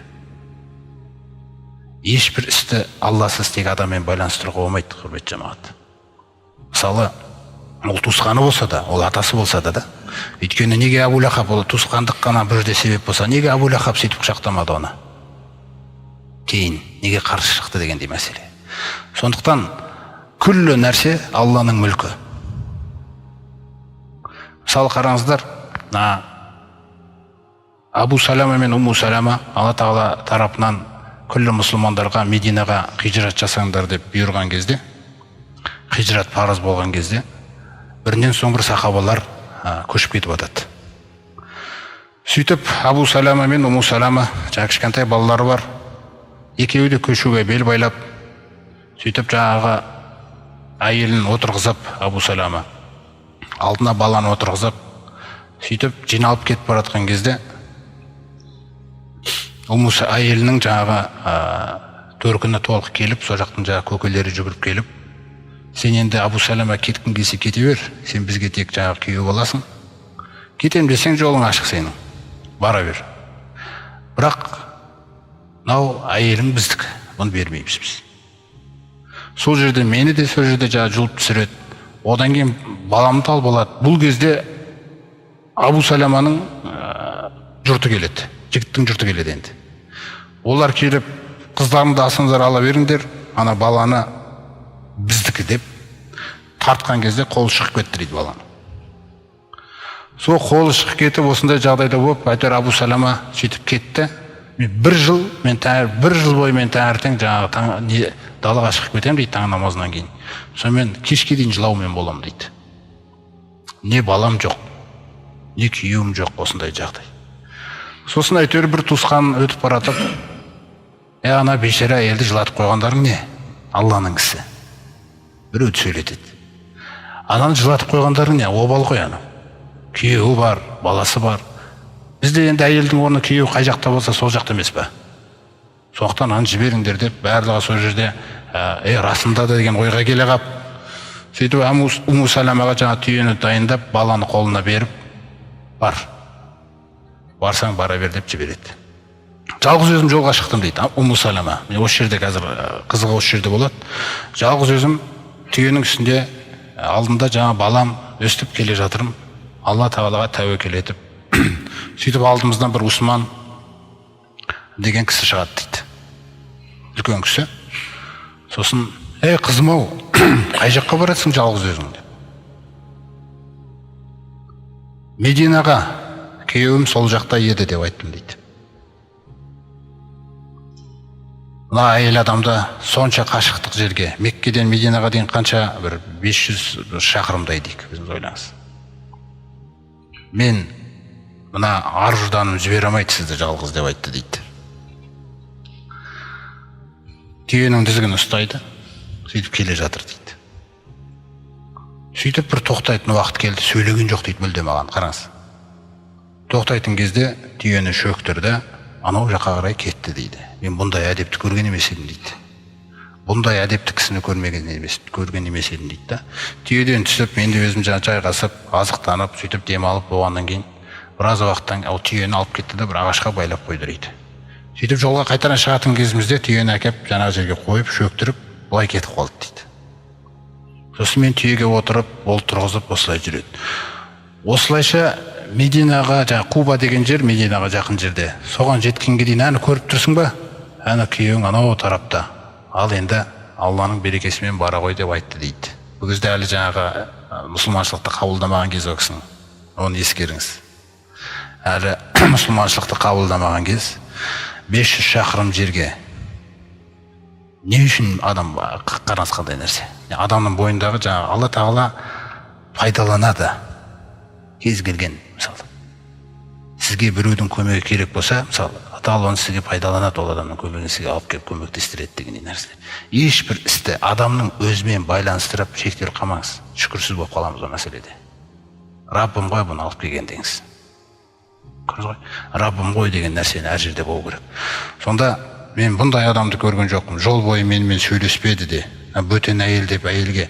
Бұл қандай сол кездегі халықтың ішінде жақсы адамдар бар. Адамгершілік шын мәнінде мол болып тұрған. Қазір егер міне пайғамбарымызға куәлік беріп дінді қабылдай қойса, автоматты түрде басқалардан озып кетейін деп тұр. Міне осындай жағдай сияқты пайғамбарымыз саллаллаху алейхи ва саллям анасы қайтыс болғаннан кейін Абдул-Мутталибтің қолына тәрбиесіне өтеді. Содан Абдул-Мутталиб оны шама келгенше қамқорлығына алады. Сөйтіп 8 жасқа келген кезде атасы да қайтыс болады. Сөйтіп атасы жағы дүниеден озайындап жатқан кезде балаларының ішіндегі ол жерде де білет Абу-Талибті шақырып алады. Күллі балаларының ішінен Абу-Талибті шақырып алады да Абу-Талиб қайтады. Сенің қолыңа берем дейді наны. Мұхаммедке ие бол дейді. Қамқор бол осы баланы. Яғни Абу-Талиб пайғамбарымыз саллаллаху алейхи ва саллям өзінің қолына алғаннан кейін ол да оған енді күллі жақсылығын салады. Бізге енді тарихта жалпы пайғамбарымыздың өмірбаянында белгілі, Абу-Талиб пайғамбарымыздың көкесі Абу-Талибтің иман келтірмей өмірден өтіп кеткені. Алайда сол пайғамбарымыз саллаллаху алейхи ва саллям уайымдаған нәрсені уайымдайды, соған қиналады, сол қуанған нәрсеге қуанады. Яғни күллі өзін салды да ол кісінің жолына. Қандай көмектер керек, құтқару керек па, көмектесу керек па, осы нәрседе. Жаңағы 8 жасынан бастап ол кісі осында қызметін болды. Осы қызметті атқарды толық. Пайғамбарымыз саллаллаху алейхи ва саллямға кәдімгі жанымен, тәнімен көмектесті осы нәрседе. Сол Абу-Талиб пайғамбарымыз саллаллаху алейхи ва саллям 12 жасқа толған кезде өзімен бірге сапарға алып барады. Өйткені кезінде білесіздер, жаңа Хашим саудамен Шамға қарай саудамен Хашим айналысқан, одан кейін Абдулла айналысты пайғамбарымыздың әкесі. Енді Мұхаммед пайғамбарды да дайындау керек осы саудаға. Сөйтіп көкесі Абу-Талиб пайғамбарымыз өзімен бірге Шамға қарай саудаға сапарына керуенмен алып кетеді. Істі көрсін, үйренсін деген жағдайлар болады. Сөйтіп Шамда Бусра деген қалаға келіп тоқтайды. Бұл Бусраны бағана анасы көрген еді. Түсімде бір көрдім деді ол кісі, және босанғанда бір көрдім дейді. Ана шыққан жарықтың сол жерге дейін жеткендігі. Неге Шамды көрді, неге басқа жер емес дегенде, өйткені ең бірінші бұл жарық сол Шамға жетеді. Кейін басқа жақтарға тарайды да. Неге Шам деген кезде, Шам өйткені кітап иелерінің орталығы еді. Әсіресе византиялықтардың. Сол жерде олардың жаңағы өзінің бір шіркеу ғибадатханасы бар. Сөйтіп Бусра деген жерге келіп тоқтаған кезде Құрайштардың керуені әшейінде шыға қоймайтын жаңағы бір манах ғибадатханадан шығады. Бахира деген кісі. Ол жаңағы пайғамбар саллаллаху алейхи ва саллям керуенмен келе жатқан кезде бір ағаштардың алыстан бір ағаш, бір тас бүйтіп иіле беретін нәрселерді көрген екен. Сәжде жасап жатқанда. Сосын бір бұлтты көреді. Жаңа керуеннің тура үстінен келе жатыр.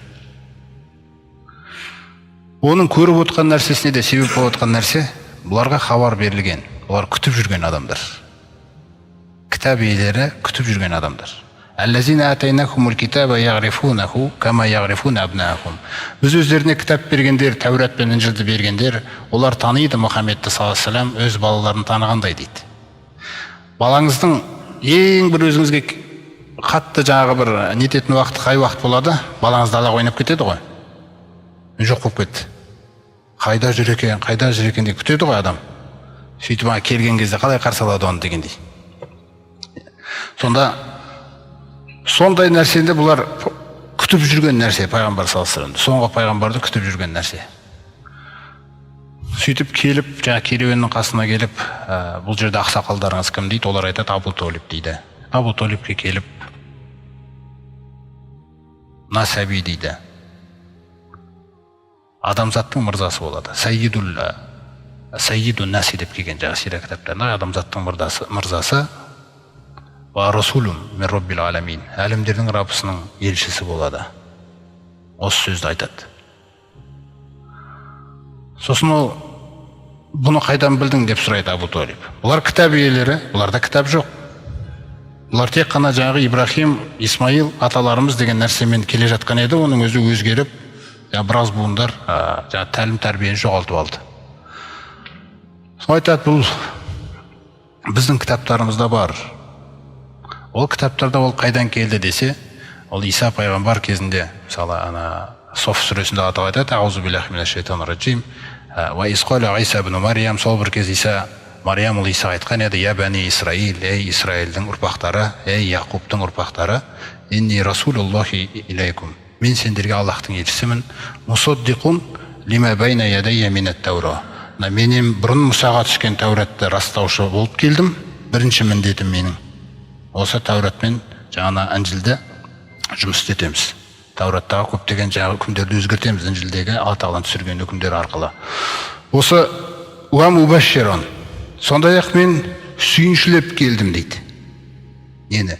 Би расулин, яғни бір елшімен сүйіншілеп жатыр мен. Менен кейін елші келеді. Мен бағды исмуху Ахмад деп атына дейін атады. Есімі оның Ахмад болады деп. Сөйтіп кітап иелерінде күтіп жүрген адамдар екі категорияда болады. Біреулері өте аз, олар жаңа пайғамбар деп күтіп жүр. Түсіндіңіздер ғой? Біреулері бұның көзін жою керек деп күтіп жүр. Олардың саны өте көп еді. Алайда бұл нәрселердің барлығы, олардың күллі қулық сұмдықтарының бәрі кеше Абраха арқылы көрсетті Алла Тағаланың қасында ол бәрі бос нәрселер ол. Өйткені Алла Тағала шешсе оны 63 жыл жасайды, пайғамбар болады, осындай жаңағы бүкіл шаруаларды бітіреді деген нәрселер болды, ол шешіліп қойған іс. Бұл жаққа ешкімнің қулық сұмдығы өте алмайды.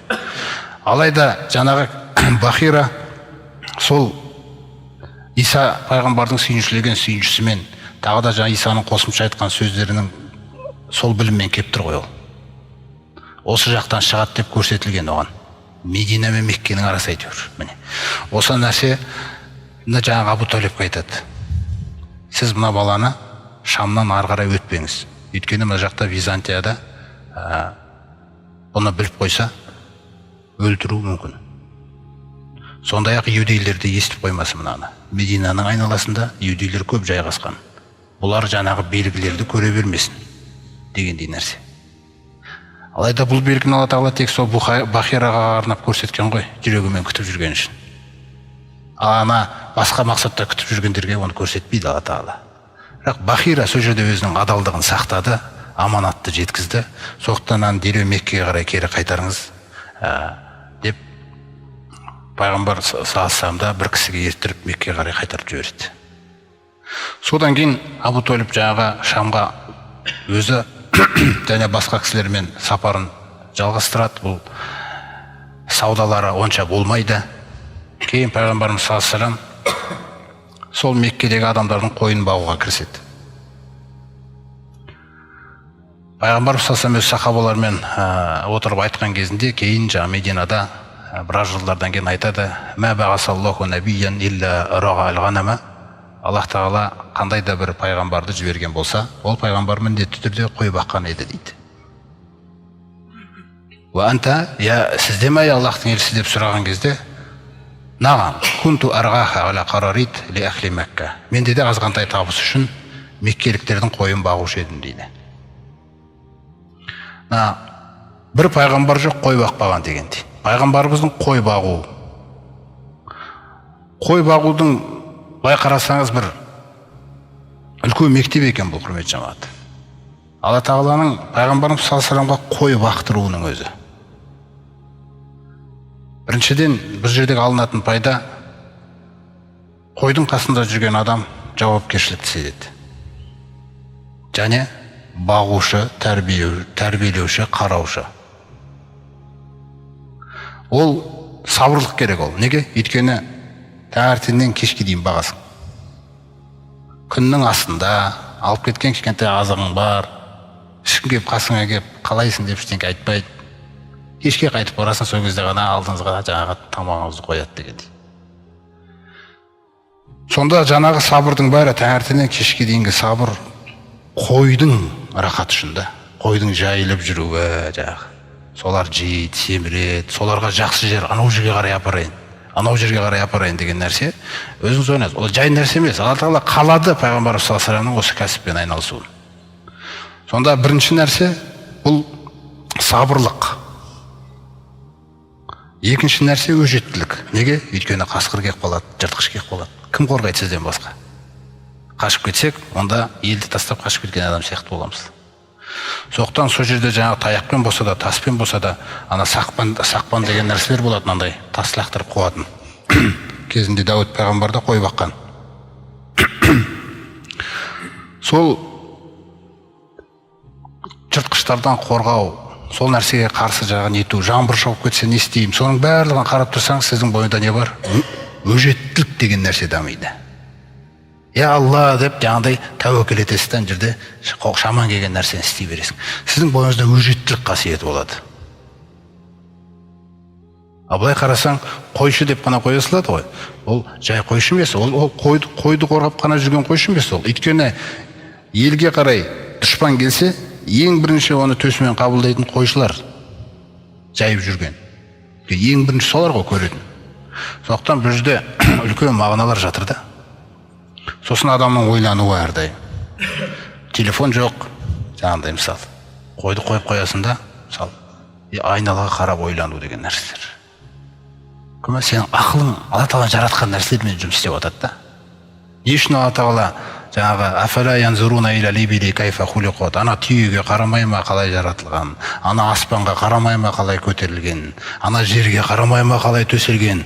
Бұны қой бағып жүрген адам көрмесе, бұны қаладағы адам көре ме бұны? Қаладағы адам ол автобусқа біледі, болды. Осындай нәрсе. Қаладағы адамға қар жауып жатса да, ой, жаңбыр жауып кетті ғой деп болды. Ол жаңбырды құр жаңа зонтикпен ғана болмаса құр, оны басқаша сезе алмайды ол. Ауылда жаңбыр, ана қойды құтқарасың, ойбай, мынаны былай істейік, мына бүйтейік деген нәрселер, жел дауыл тұрып жатса да дегендей нәрселер. Бұл жақтағылар онымен істесе алмай қалған.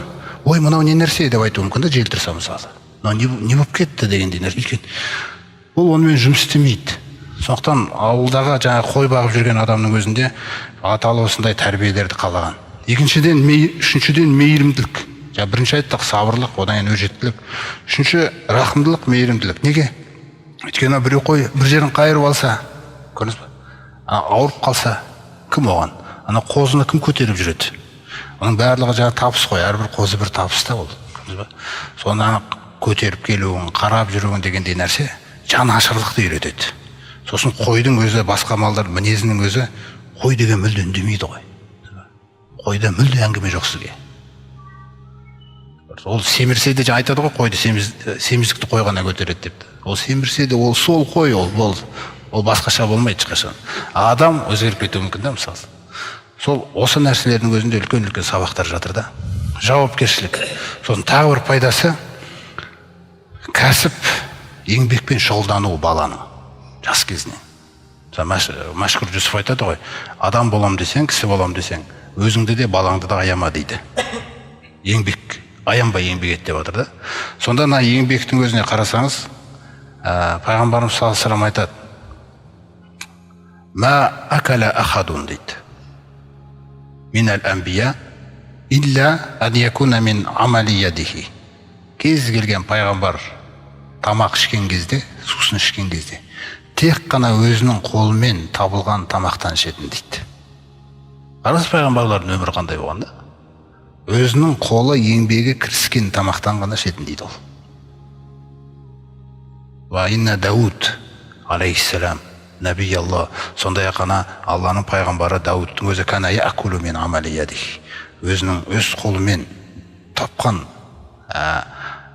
еңбектен жейтін еді дейді. Неге басқа пайғамбарлардан гөрі Дауытты айтты? Өйткені Дауыт патша болды ғой.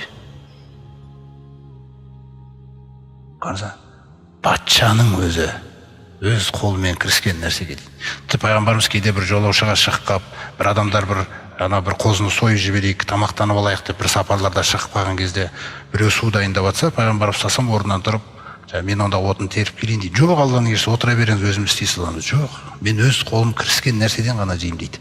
Жаңағы тамақты мысалы әйтеуір бірдеңке, бір отын алып келсең де сенен бірдеңке қосылу керек екен да ол жерге. Осы нәрсе бұл жаңағы мұсылманға тән сипат. Өйткені еңбектену деген нәрсе ол сізді тек Аллаға ғана мұқтаж қылатын. Аллаға ғана мұқтаж қылатын. Біреуден ешқашан жаңағыдай біреуге тәуелді де, біреудің көңіліне де, малына да, қолына да ешқашан көзде үміттесе алмайсыз. Сіздің еңбегіңіз бар. Осы қойдың қасында жаңа пайғамбарымыз сасап жүруінің өзінде осындай үлкен пайдалы сабақтар бар да. Кейін пайғамбарымыз сасам осы қой бағу шаруасымен айналысады. Сонымен арада біраз жылдар өтеді. Пайғамбарымыздың жасы да 25 жасқа келеді. Сөйтіп Хадиша анамыз сол кезде Меккедегі ең абыройлы жағдайда бар, ешкімге тәуелді емес, байлығы да бар, жағдайы да бар, сондай текті мінезді жесір әйел болады Хадиша анамыз радиаллаху анха. Сол кісі пайғамбарымыз саллаллаху алейхи жаңа еңбек қорлығы, күллі қасиет несін сырттан естіп отыр ғой енді. Майсара деген жаңағы ол кісінің қызметшісі болады. Сол арқылы қарап, естіп. Сосын осыған дейін ол кісі бірнеше рет жаңағы ақшасын керуенін тапсырады бір кісіге, сауданы. Ол барып жасап келеді. Әйел заты ғой. Жаққа біреу барып, біреулер жасап келеді, жалдайды. Сонымен келеді, пайда түсіреді дегендей нәрсе. Енді біле бермейді ол. Пайда осындай ма, осындай емес па дегендей нәрселер. Содан пайғамбарымыз саллаллаху алейхи вассалам жаңа аманаттылығы, шыншылдығы деген қасиеттер. Осы қасиеттер Хадиша анамызға белгілі болғаннан кейін осы ұсынысты Майсара арқылы жасатады. Сен барып сол кісіге жолығыңыз, осындай сауданы жүргізу үшін тапсырсам бола ма, осындай деген нәрсені. Сөйтіп пайғамбарымыз салсам бұны қабыл алады. Қабыл алып жаңағы сауданы жүргізеді. Сауданы жүргізіп керуенмен жаңағы барып, тауарларды әкеліп, сөйтіп бағанаға берген капиталы да, прибылі да күллісін қолына тапсырады. Бұндай табысты ешқашан көрмеген екен Хадиша анамыз. Бұндай келген табысты бүтіндей қолына тапсырылады ғой, өзіңіз ойлаңыз да. Аманат. Сосын оның үстіне енді Алла тағаланың жоспары ғой. Майсара бірге еріп барады сапарда, жаңа қызметшісі. Майсара Хадиша анамыздың қасына келгенде әңгімені жібереді ғой енді. Бұл кісі деген керемет кісі екен. Бұл кісінің жаңа жолдағы мінезін көрсеңіз, ана адамдармен мәміле жасағанын көрсеңіз, аманаттылығын көрсеңіз, мейірімділігін көрсеңіз, енді бұның бәрі Алла тағаланың әмірімен болып жатқан Алланың жаңағы жоспарындағы проектісіндегі нәрсе болады. Сөйтіп Хадиша анамыз ой келеді. Онда бұл кісіге қарай жаңағындай күйеуге шықса қалай болады дегендей нәрсе. Сөйтіп Нафиса деген өзінің жаңағы құрбысы болады, соны шақырып алып онымен ақылдасады. Өзі Хадиша анамыз жаңағы 40 жаста, пайғамбарымыз 25 жаста. Сонымен ол да Нафиса айтады, егер сіз қаласаңыз, ниетіңіз не болса, онда мен барып ол кісіге жеткізейін сөзіңізді, ниетіңізді айтып көрейін дейді. Сөйтіп барып жаңа Нафиса пайғамбарымыз саллаллаху алейхи келіп, осы нәрсені жеткізеді. Пайғамбарымыз келісіп күллі көкелерін жинайды. Сөйтіп мен осындай Хадишаны барып қолын сұрайық, құдаларды жіберейік, сіздер барып сөйлесіп қайтыңыз деп. Сөйтіп жаңағы пайғамбарымыздың көкелері, ана жақта Хадиша анамыздың жаңағы туыстары, ағайындары барлығы сол жақта келісіп шешіп осы нәрседе пайғамбарымыз салса Мәкірге 20 жас түйе береді. Сауда жүріп келді ғой, табыс бар, сауда жүріп жатыр. Ана жағдайдың бәрін де реттеп отыр Алла тағала. Күллі нәрсені өзі әкеліп жатыр. Күллі нәрсені реттеп, күллі нәрсені жоспарлап, альхамдулилля деп қана айту керексің болды. осы нәрсеге де өзінің еңбегімен әкеле тұр оны, түсінсіз ба? Өзінің еңбегімен, өзінің жаңағы өмірі арқылы реальный түрде күлді нәрсені. 20 түйе махрге аталады, сөйтіп жаңа той жасалады, сөйтіп пайғамбарымызбен жаңа Хадиша анамыздың шаңырағы көтеріледі. Бұл жерде де маңызды нәрселер жаңағы Алла тағала мысалы Ниса сүресінде де айтады. Аузу биллахи минаш шайтанир раджим. Ва атун нисаа садуқатихинна нихла. Әйелдерге олардың махрлерін шын жүректеріңнен беріңдер дейді. Көрдіңіз бе? Бұл бұның хақысы. Бұны Раббым бұйырған. Неке деген ойын емес. Алланың хақысы бар деп, осына нихлатан шын жүректен беріңдер дейді. Бұл оныкі дейді. Бұл оған бергеннен кейін мұны сұрап жүрме дейді. Көрдіңіз бе? Бұл нәрсені сұрап жүрме дейді. Фаин тибна лакум ан шайин минху нафсан. Тек егер өзі сенің жағдайың қиналып жатса, жұмысың дұрыс жүрмей жатқанда, мынадан алыңыз деп, сондай жаңағы мына нәфсан күллі мына ішкі дүниесінен беріп жатқан болса, факулуху ханиан мариян. Онда сіңімді болсын, пайдалана беріңдер дейді. Бірақ өзің сұрама дейді. Сөз бе? Өйткені сен асырауға міндетсің деген мәселе бар. Валя татаманнау ма фаддалаллаху бихи бa'дакум ала бa'д. Сондай Алла тағала бір-бірлеріңе берген артықшылықтардан дәм етпеңдер дейді. Ананікі алыслам ғой, мынанікі недислам ғой деп. Лирриджали насибу мимма иктасабу. Ер адамдар өз еңбектерінен тауып жатыр дейді. Ва линнисаи мимма иктасабун. Әйелдерге өздеріне келіп жатқан табыстардан, махрден келеді, сыйлықтан келеді, тағы да ол оныкі. Көрдіңіз бе? Ананы берсеш деген нәрсеге барма дейді оған. Тек өзі жаңағындай алыңыз деген кезде жей бер дейді. Яғни еңбек ет, пайдалан деген нәрсені келтіріп жатыр ғой. Осы нәрселер мына өте маңызды мәселелер да. Осы пайғамбарымыз саллаллаху алейхи вассаламның уақытында тағы бір оқиға болған, ол кісінің бір 14 пен 20 жастың аралығында деп келтірген. Жалпы бір оқиғалар болған өмірде, жаңағы Меккеде. Мына ру мен ру арасында көптеген бір қақтығыстар болып қалады. Сондай-ақ жаңағы қайтатын білім жоқ, Құран жоқ. Қайта қоятын, сол нәрсеге қарай қоятын білім жоқ, Құран жоқ. Эмоция басқарады көбіне. Жаңағы эмоция егер жаңағы рудың ішіндегі ең үлкенде болса, күллісі сол эмоцияны жасауға мәжбүр болады. Түсінсіз бе? Ешкім өзіне ете алмайды да. Өзі бір Алла тағаланың қалауымен бір басылатын күнге баспаса, кәдімгі соғыстар бір-бірімен кете беретін жағдайлар болып қалады. Міне сөйтіп, мынандай бір оқиға болады. Мына Уруа деген кісі жаңа Рахал деген рудан болған. Сол Нағман ибн Мунзир деген кісімен екеуі сөйлесіп тұрып, Нағман ибн Мунзир айтады: мен ана керуенімді, көбінесе сауда керуенім менікі миск тасимын, жаңағында қош иістер тасимын, жібек тасимын, тағы да басқа жаңа товарлар бар. Сол мен күнде сол керуенмен кетіп бара жатқанда менің қорғаушым жоқ дейді. Ана жақта қарақшы деген жетеді. Сол Құрайыштікіне ғана тиіспесе, басқалардікін талап кетеді. Құрайыштікіне кешегі Абрахадан кейін тиісе алмайды. Басқаларында енді талап кететін нәрсе көп та. Әрбір заманда болған нәрселер ғой мысалы. Сонымен сол айтады: менің малымды, керуенімді қорғап бере аласың ба дейді Уруаға. Сосын ол айтады: мен қорғап берем дейді. Жеткізетін жерге дейін жеткізіп берем дейді. Сен қорықпай ақ қой бұл нәрсеге дейді.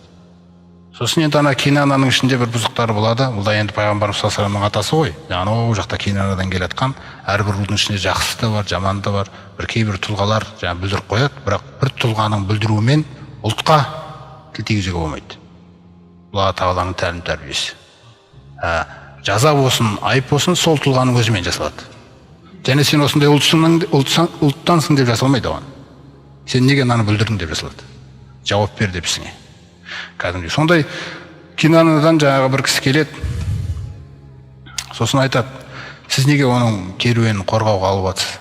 Сіз білесіз ғой, көбінесе біз ғой барып тиісетін дейді. Енді біз бір-бірімізді сыйласып жатқаннан кейін біз тиісетін керуенге неге сіз жағаласып жатсыз дейді оған. Бізден қорғамақшысың ба дейді. Керек болса бүкіл адамнан қорғаймын дейді ол кісі. аналарға ұнамай қалады бұл сөз.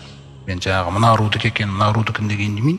Кез келген рудікі маған егер өтініш жасалса, қолымнан келіп тұрса, мен қорғай беремін дейді. Ана кісіге ұнамай қалады ол. Сонымен жаңағы Қайыс деген рудан болған кісі сөйтіп оның жолға шығатынын күтіп, аңдып барып өлтіріп қояды бұл кісіні. Сосын киноаналықта кісі өлтіріп қойғаннан кейін өзі не болады ғой, ана қашу деген нәрселер. Сосын бұлар қашады. Өлтіріліп қойған кісі жаңағы ол бөлек басқа бір рудан. Сонымен олар кетіп қашып жүрген кездерінде Қурайышқа да хабар жетеді бұл жайында. Біз бірден кейін бүлдірдік дейді. Кинана енді Қурайыштың арғы жағындағы атасы қанша дегенмен туысқанды жағынан осылар байланысты, жақындары. Туысқанды қорғайсың әйтеуір, қате болсын, қисық болсын бәрібір деген нәрсе. Қағида солай да. Сонымен өстіп жүрген кезде аналарға хабар жетіп, жаңағы кісінің руына олар келеді. Бұлар Меккеге әлі кірген жоқ. Меккеге бүйтіп жақындап, қалаға жақындап келе жатқанда аналар артынан қуып жетіп, сол жерде соғыс болады. Төбелес, қырғын, біраз нәрселер кетеді. Сонымен әлі соғыс, әлі төбелесіп жатыр. Меккенің ішіне кіріп, Меккенің ішінде төбелес жалғасып кетеді. Меккенің ішінде төбелес жалғасып кеткен кезде, ол харам территориясында болмайды ондай нәрсені істеуге. Харам территория аймағында бұл нәрсе мүлде істеуге болмайды. Бірақ олар жаңағы эмоция жеңіп, сол нәрсеге барып қояды да, харамның территориясында сондай бұзақылық жасауды фижар деп атайды. Фижар, фужур, мысалы, фәжір деген сөздің өзі жаңағы қылмыскер, сондай бұзақы, тіл алмас, тәртіп бұзғыш деген мағыналарды бергеннен кейін, міне сол харамның тәртібін бұзып жібергеннен кейін олар бұл соғысты фижар соғысы деп атаған. Қақтығысты. Яғни бұзғындық соғыс, жаңағы Әл-Харам территориясының қасиеттігін аттап кетіп істелген сондай бір бұзақылық соғыс деген мағынада. Сонымен бірнеше күндер осы нәрсе қақтығыстар болады, әйтеуір біраздан кейін басылады. Содан кейін тағы бір рудың кісісі келеді, Забит деген рудан бір кісі келеді. Ол көп товар алып келеді Меккеге. Енді ауылы басқа жақтан, елі басқа жақта, руы басқа жақта. Әйтеуір Меккенің үстімен келгеннен кейін Меккеге бір товар әкеліп, товарды ұсынған кезде Ас ибн Уайл деген кісі, ол да жаңа Қурайыштардың алдында абыройлы, беделі бар дегендей. Сол Ас ибн Уайл, мен алайын, мына товарын сатып алайын дейді. Ол қуанып, жақсы болды, қайтадан ауылыма қайтуға да біраз табыс алып дегендей, жер араламай, еліме қайта қойсам деген жаңа ниет жасайды. Сонымен ол оның товарын алады да, сөйтіп ақшасын бермей қояды. Сосын ол барып сұрайды, ақшаны бермеймін дейді. Сосын жаңағы Забит руының адамы Қурайыштың ақсақалдарына келіп айтады, менің малымды алып беріңдер. Мына сендердің осы жерде болған жағдай мынау. Әні Ас ибн Уайл тұр әні өзі. Алып беріңдер малымызды деп. Олар араласып қысы келмейді бұл нәрсеге. Астың өткен алдында жаңағы беделі бар оның. Жаңағы бір-біріне нелер болады ғой енді, бір алыс берістер бар, солар байлақ болады ғой адамдарда. Әділетті болатын жерде адамдар әділетсіздік жасайды. Осы зұлымдық деген нәрсе жаман нәрсе да. Сонымен жаңа кісі не істейді? Қабаның қасына барады. Ей Қурайыштар деп жылайды. Мынандай қасиетті Меккенің ішінде бір адамға зұлымдық жасалды, малына да, арына да. Қасиетті Қабаның қасында адамның қадір қасиеті тапталатын орынға айналған ба мынау дегендей. Мен мысалы өзім умра жасауға келгем. Әлі оны жасай алмай жатырмын, малыма жете алмай жатырмын. Алып беріңдер менің малымды деп жаңағыдай Қабаның қасында сөйлейді, енді сүйектен өтетін сөздер кетеді. Содан жаңағы Зубайр ибн Абдул-Мутталиб Зубайр деген тағы бір баласы, сол баласы жаңағы барып айтады, ана бейшараны сорлатып айқайлатып қойғандарың не? Мына мәселе болмайды деп. Сосын Абдулла ибн Жадаған деген кісі келеді. Ол да іштеріндегі жаңағы кішкене парасаттылығы мол, күллі жаңағы руларды жинайды үйіне. Абдул-Мутталибтің руын, Хашимнің руын, күллі жаңағы Зухра, Тайм, бірнеше ру бар. Сағат руы, солардың барлығын үйіне жинап, біз былай істейік дейді, келісейік дейді біз. Бүгіннен бастап дейді, мына Меккенің қасиеттілігі айтылды дейді, өлеңде сүйектен өтті дейді. Мына Әл-Харам территориясында бір адамға енді зұлымдық жасалмайды. Малына да, өзіне де. Мейлі ол біздің ішіміздегі ошақта өмір сүріп жатқан Меккедегі ру ма, әлде Меккеге сырттан келетін қонақ па? Зұлымдық деген нәрсе бүгіннен бастап болмайды. Осыған кәнеки келісейік деп қолдарын беріп, сол жерде жаңағы қол келісу болады. Аль-фудул келісімі деп атайды өздері. Яғни адамның ар-ұжданы, әділетсіздікті, адамның хақына зиян тигізу, әділетсіздігін жою жолындағы келісілген жаңағы келісімдер. Пайғамбарымыз саллаллаху алейхи вассалам айтады, мен жаңа ғана алғашқы соғыс болып жатқан жерде де болдым дейді. Ол жерде де жаңағы көкелерім садаға беріп тұр, бізге деген кезде садаға беріп тұрғам дейді. Сосын кейін мына келісімде де қатыстым дейді мен. Осы келісім дейді, өте керемет келісім болды. Бұл келісімнен кейін кәдімгі әділеттілік орнады дейді Меккеде, адамдардың құқықтары арасында. Зұлымдық жасалмайды. Бір әлсіз ренжітіле ме, хақысын алып береді болды. Содан бұлар жаңа жерден Пайғамбарымыз саллаллаху алейхи айтады, бұл келісім дейді, өте керемет келісім болды. Егер бұл келісімнің орнына біреулер келіп азғырып, біз саған бәленбай қызыл түйеден берейік, қызыл түйе деген қымбат қой оларда. Берейік десе де мен ешқашан ол нәрсеге келіспес едім. Сондай-ақ исламнан кейін де, егер де адамның құқықтарына зиян тигізбеу деген осындай бір одақтасу болып қалса, мен одақтасар едім деген Пайғамбар саллаллаху алейхи жеткен жаңағы хадисінде. Сондықтан неге? Өйткені әділеттілік деген нәрсе ол үлкен мағына, Құран бұйырған бізге. Содан жаңағы кісілер Ас ибн Уайлге барып, күллі жаңа алғанда беруге тиісті мал мүлкін бәрін тартып алып, ақшасын түгелін алып, жаңа Забиди деген кісінің қолына береді. Міне деп. Ол кісі қуанып, еліне қайтады. Жолда қалған адам ғой, зиян жасалып жатыр да. Сондықтан Алла Тағала Құранда бізге не дейді, құрметті жамаат? Мысалы, Иса сүресінде айтады, аузу биллахи минаш шайтанир ражим, инналлаха я'мурукум ан туадду ал-аманати иля ахлиха. Сөзсіз Аллах Тағала сендерге бұйырады, ей адамзат, ей мүминдер, аманаттарды біреудікін алдың ба, біреудің ақшасы ма берілмей тұрған, біреудің қарызы ма қайтпай тұрған, біреудің мүлкі ма жалға алған, әйтеуір біреудікі аманат деп аталады. Сіз қайтаруға тиісті нәрсе аманат деп аталады да. Осы аманаттарды иелеріне қарай беріңдер дейді. Осыны бұйырады дейді Алла Тағала сендерге. Міне. Ва иза хакамту байнан наси, егер де адамдардың арасында төрелік жасасаңдар, бір дауласып екі адам даушы кеп қалатын болса, төрелік жасаған кезде де осы төрелікті әділдікпен істеңдер дейді. Инналлаха ни'имма яғизукум бихи. Алла Тағаланың сендерге уағыздап атқан нәрсесі қандай керемет жақсы нәрсе дейді.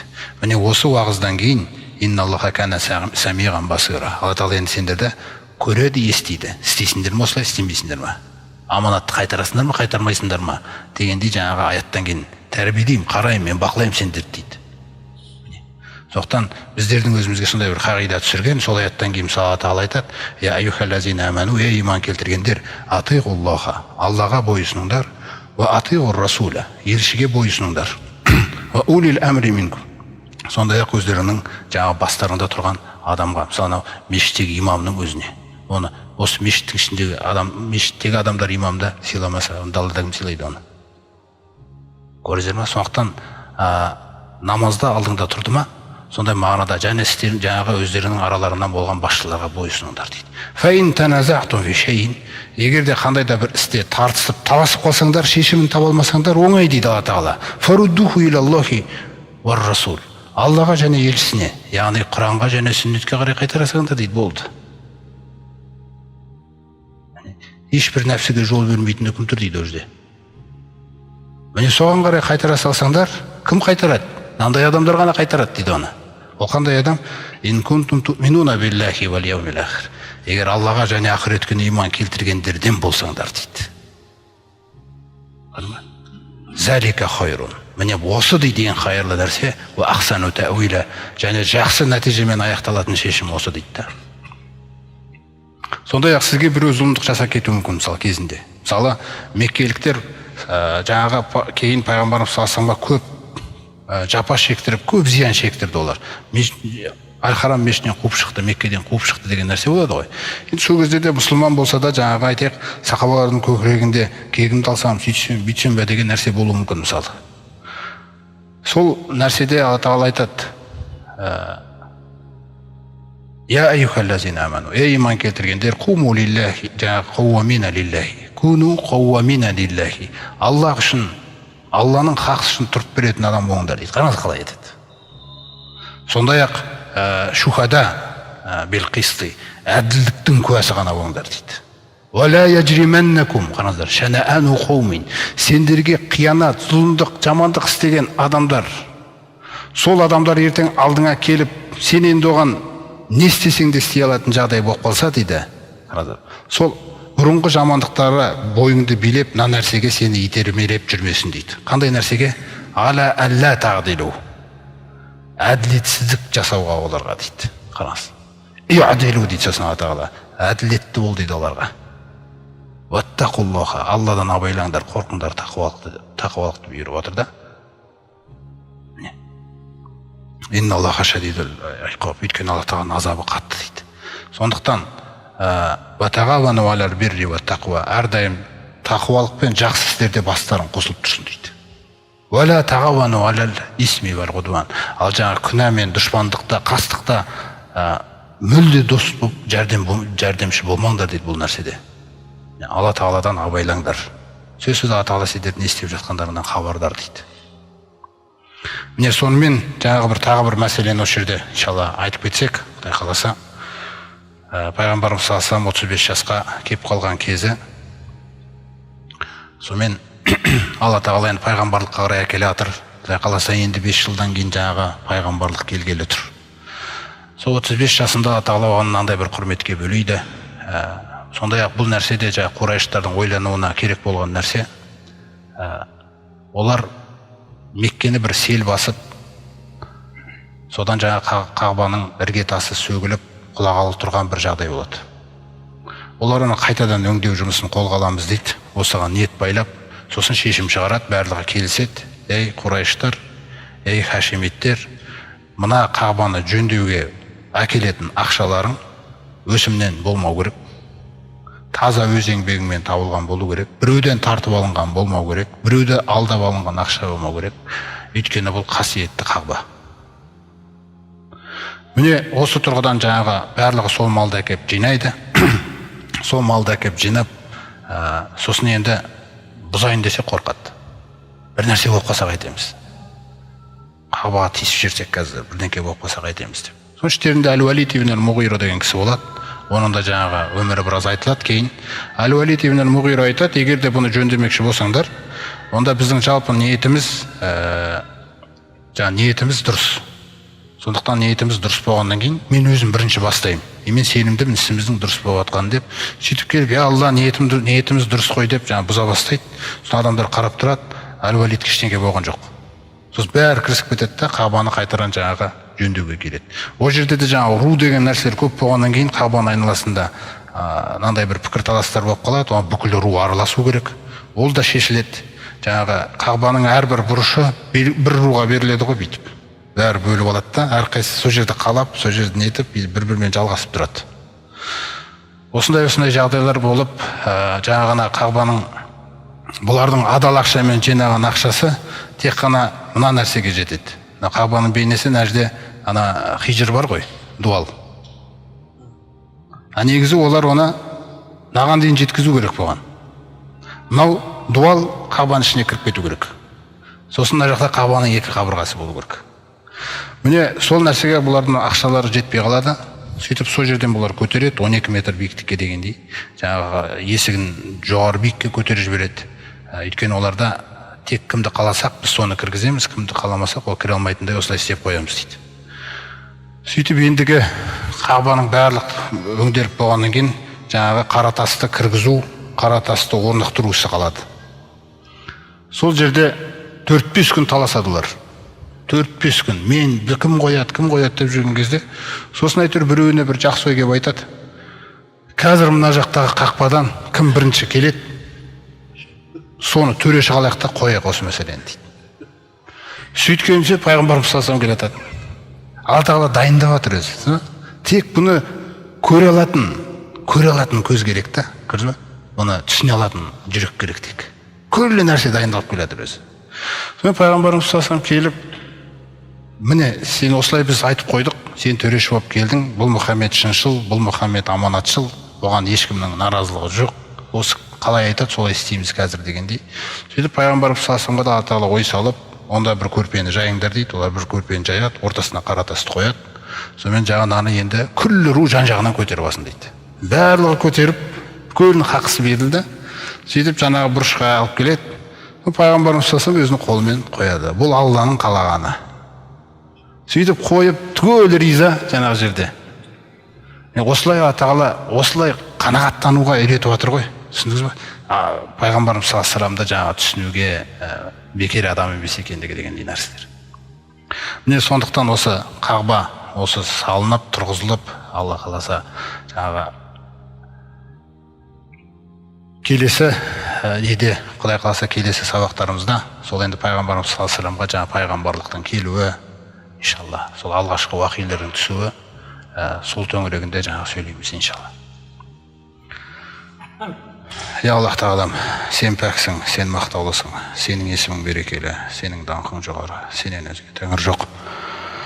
Я Аллах тағалам, сүйікті пайғамбарымызға салауатыңды, сәлеміңді, рахмыңды, берекелеріңді тілейміз. Сондай-ақ пайғамбарымыз өзіңе осындай жиындардан кейін жалбарынған дұғасын тілейміз.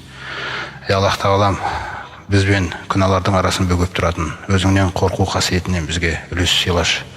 Я Аллах тағалам, жәннатыңа қарай жетектейтін бойұсынудан бізге жеткілікті үлес сыйлаш.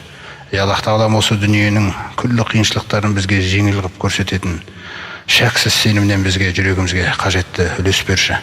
Я Аллах тағалам, сондай-ақ біздің көру, есту мүшелерімізді, мына қуаттарымызды тірі болғанға дейін өзің разы болатын жолда пайдалануымыз нәсіп етші. Бізден кейінгі ұрпақтарымызға да осы қасиеттерді мұраландыршы, я Раббым. Сондай-ақ қайсы бір адамдарда біздің хақыларымыз кеткен болса, я Раббым, оның барлығын өз билігіңе тапсырамыз. Раббымыз сондай-ақ бізге біреулер дұшпандық қылған болса, оларға қарсы өзіңнен жәрдем сұраймыз. Я Аллах тағалам, ауыртпалықтарды дінімізге қатысты қыла көрмеші. Сондай-ақ осы дүниені, Раббым, біліміміздің жеткен жер осы болып қалмасыншы. Сондай-ақ уайымдарымыздың ең үлкен осы дүние болып кетпесінші, я Раббым. Раббым, сондай-ақ өзің үстімізге қойған сұлтанды, Раббымыз сол пайғамбарымыз тілегендей, оны рақымсыздықтан сақтап, бізге тек рақымды қылатындай өзің жол бер. Аллахумма салли ва саллим ва барика аля набийина Мухаммад ва аля алихи ва сахбихи ажмаин. Бирахматика я архамар рахимин.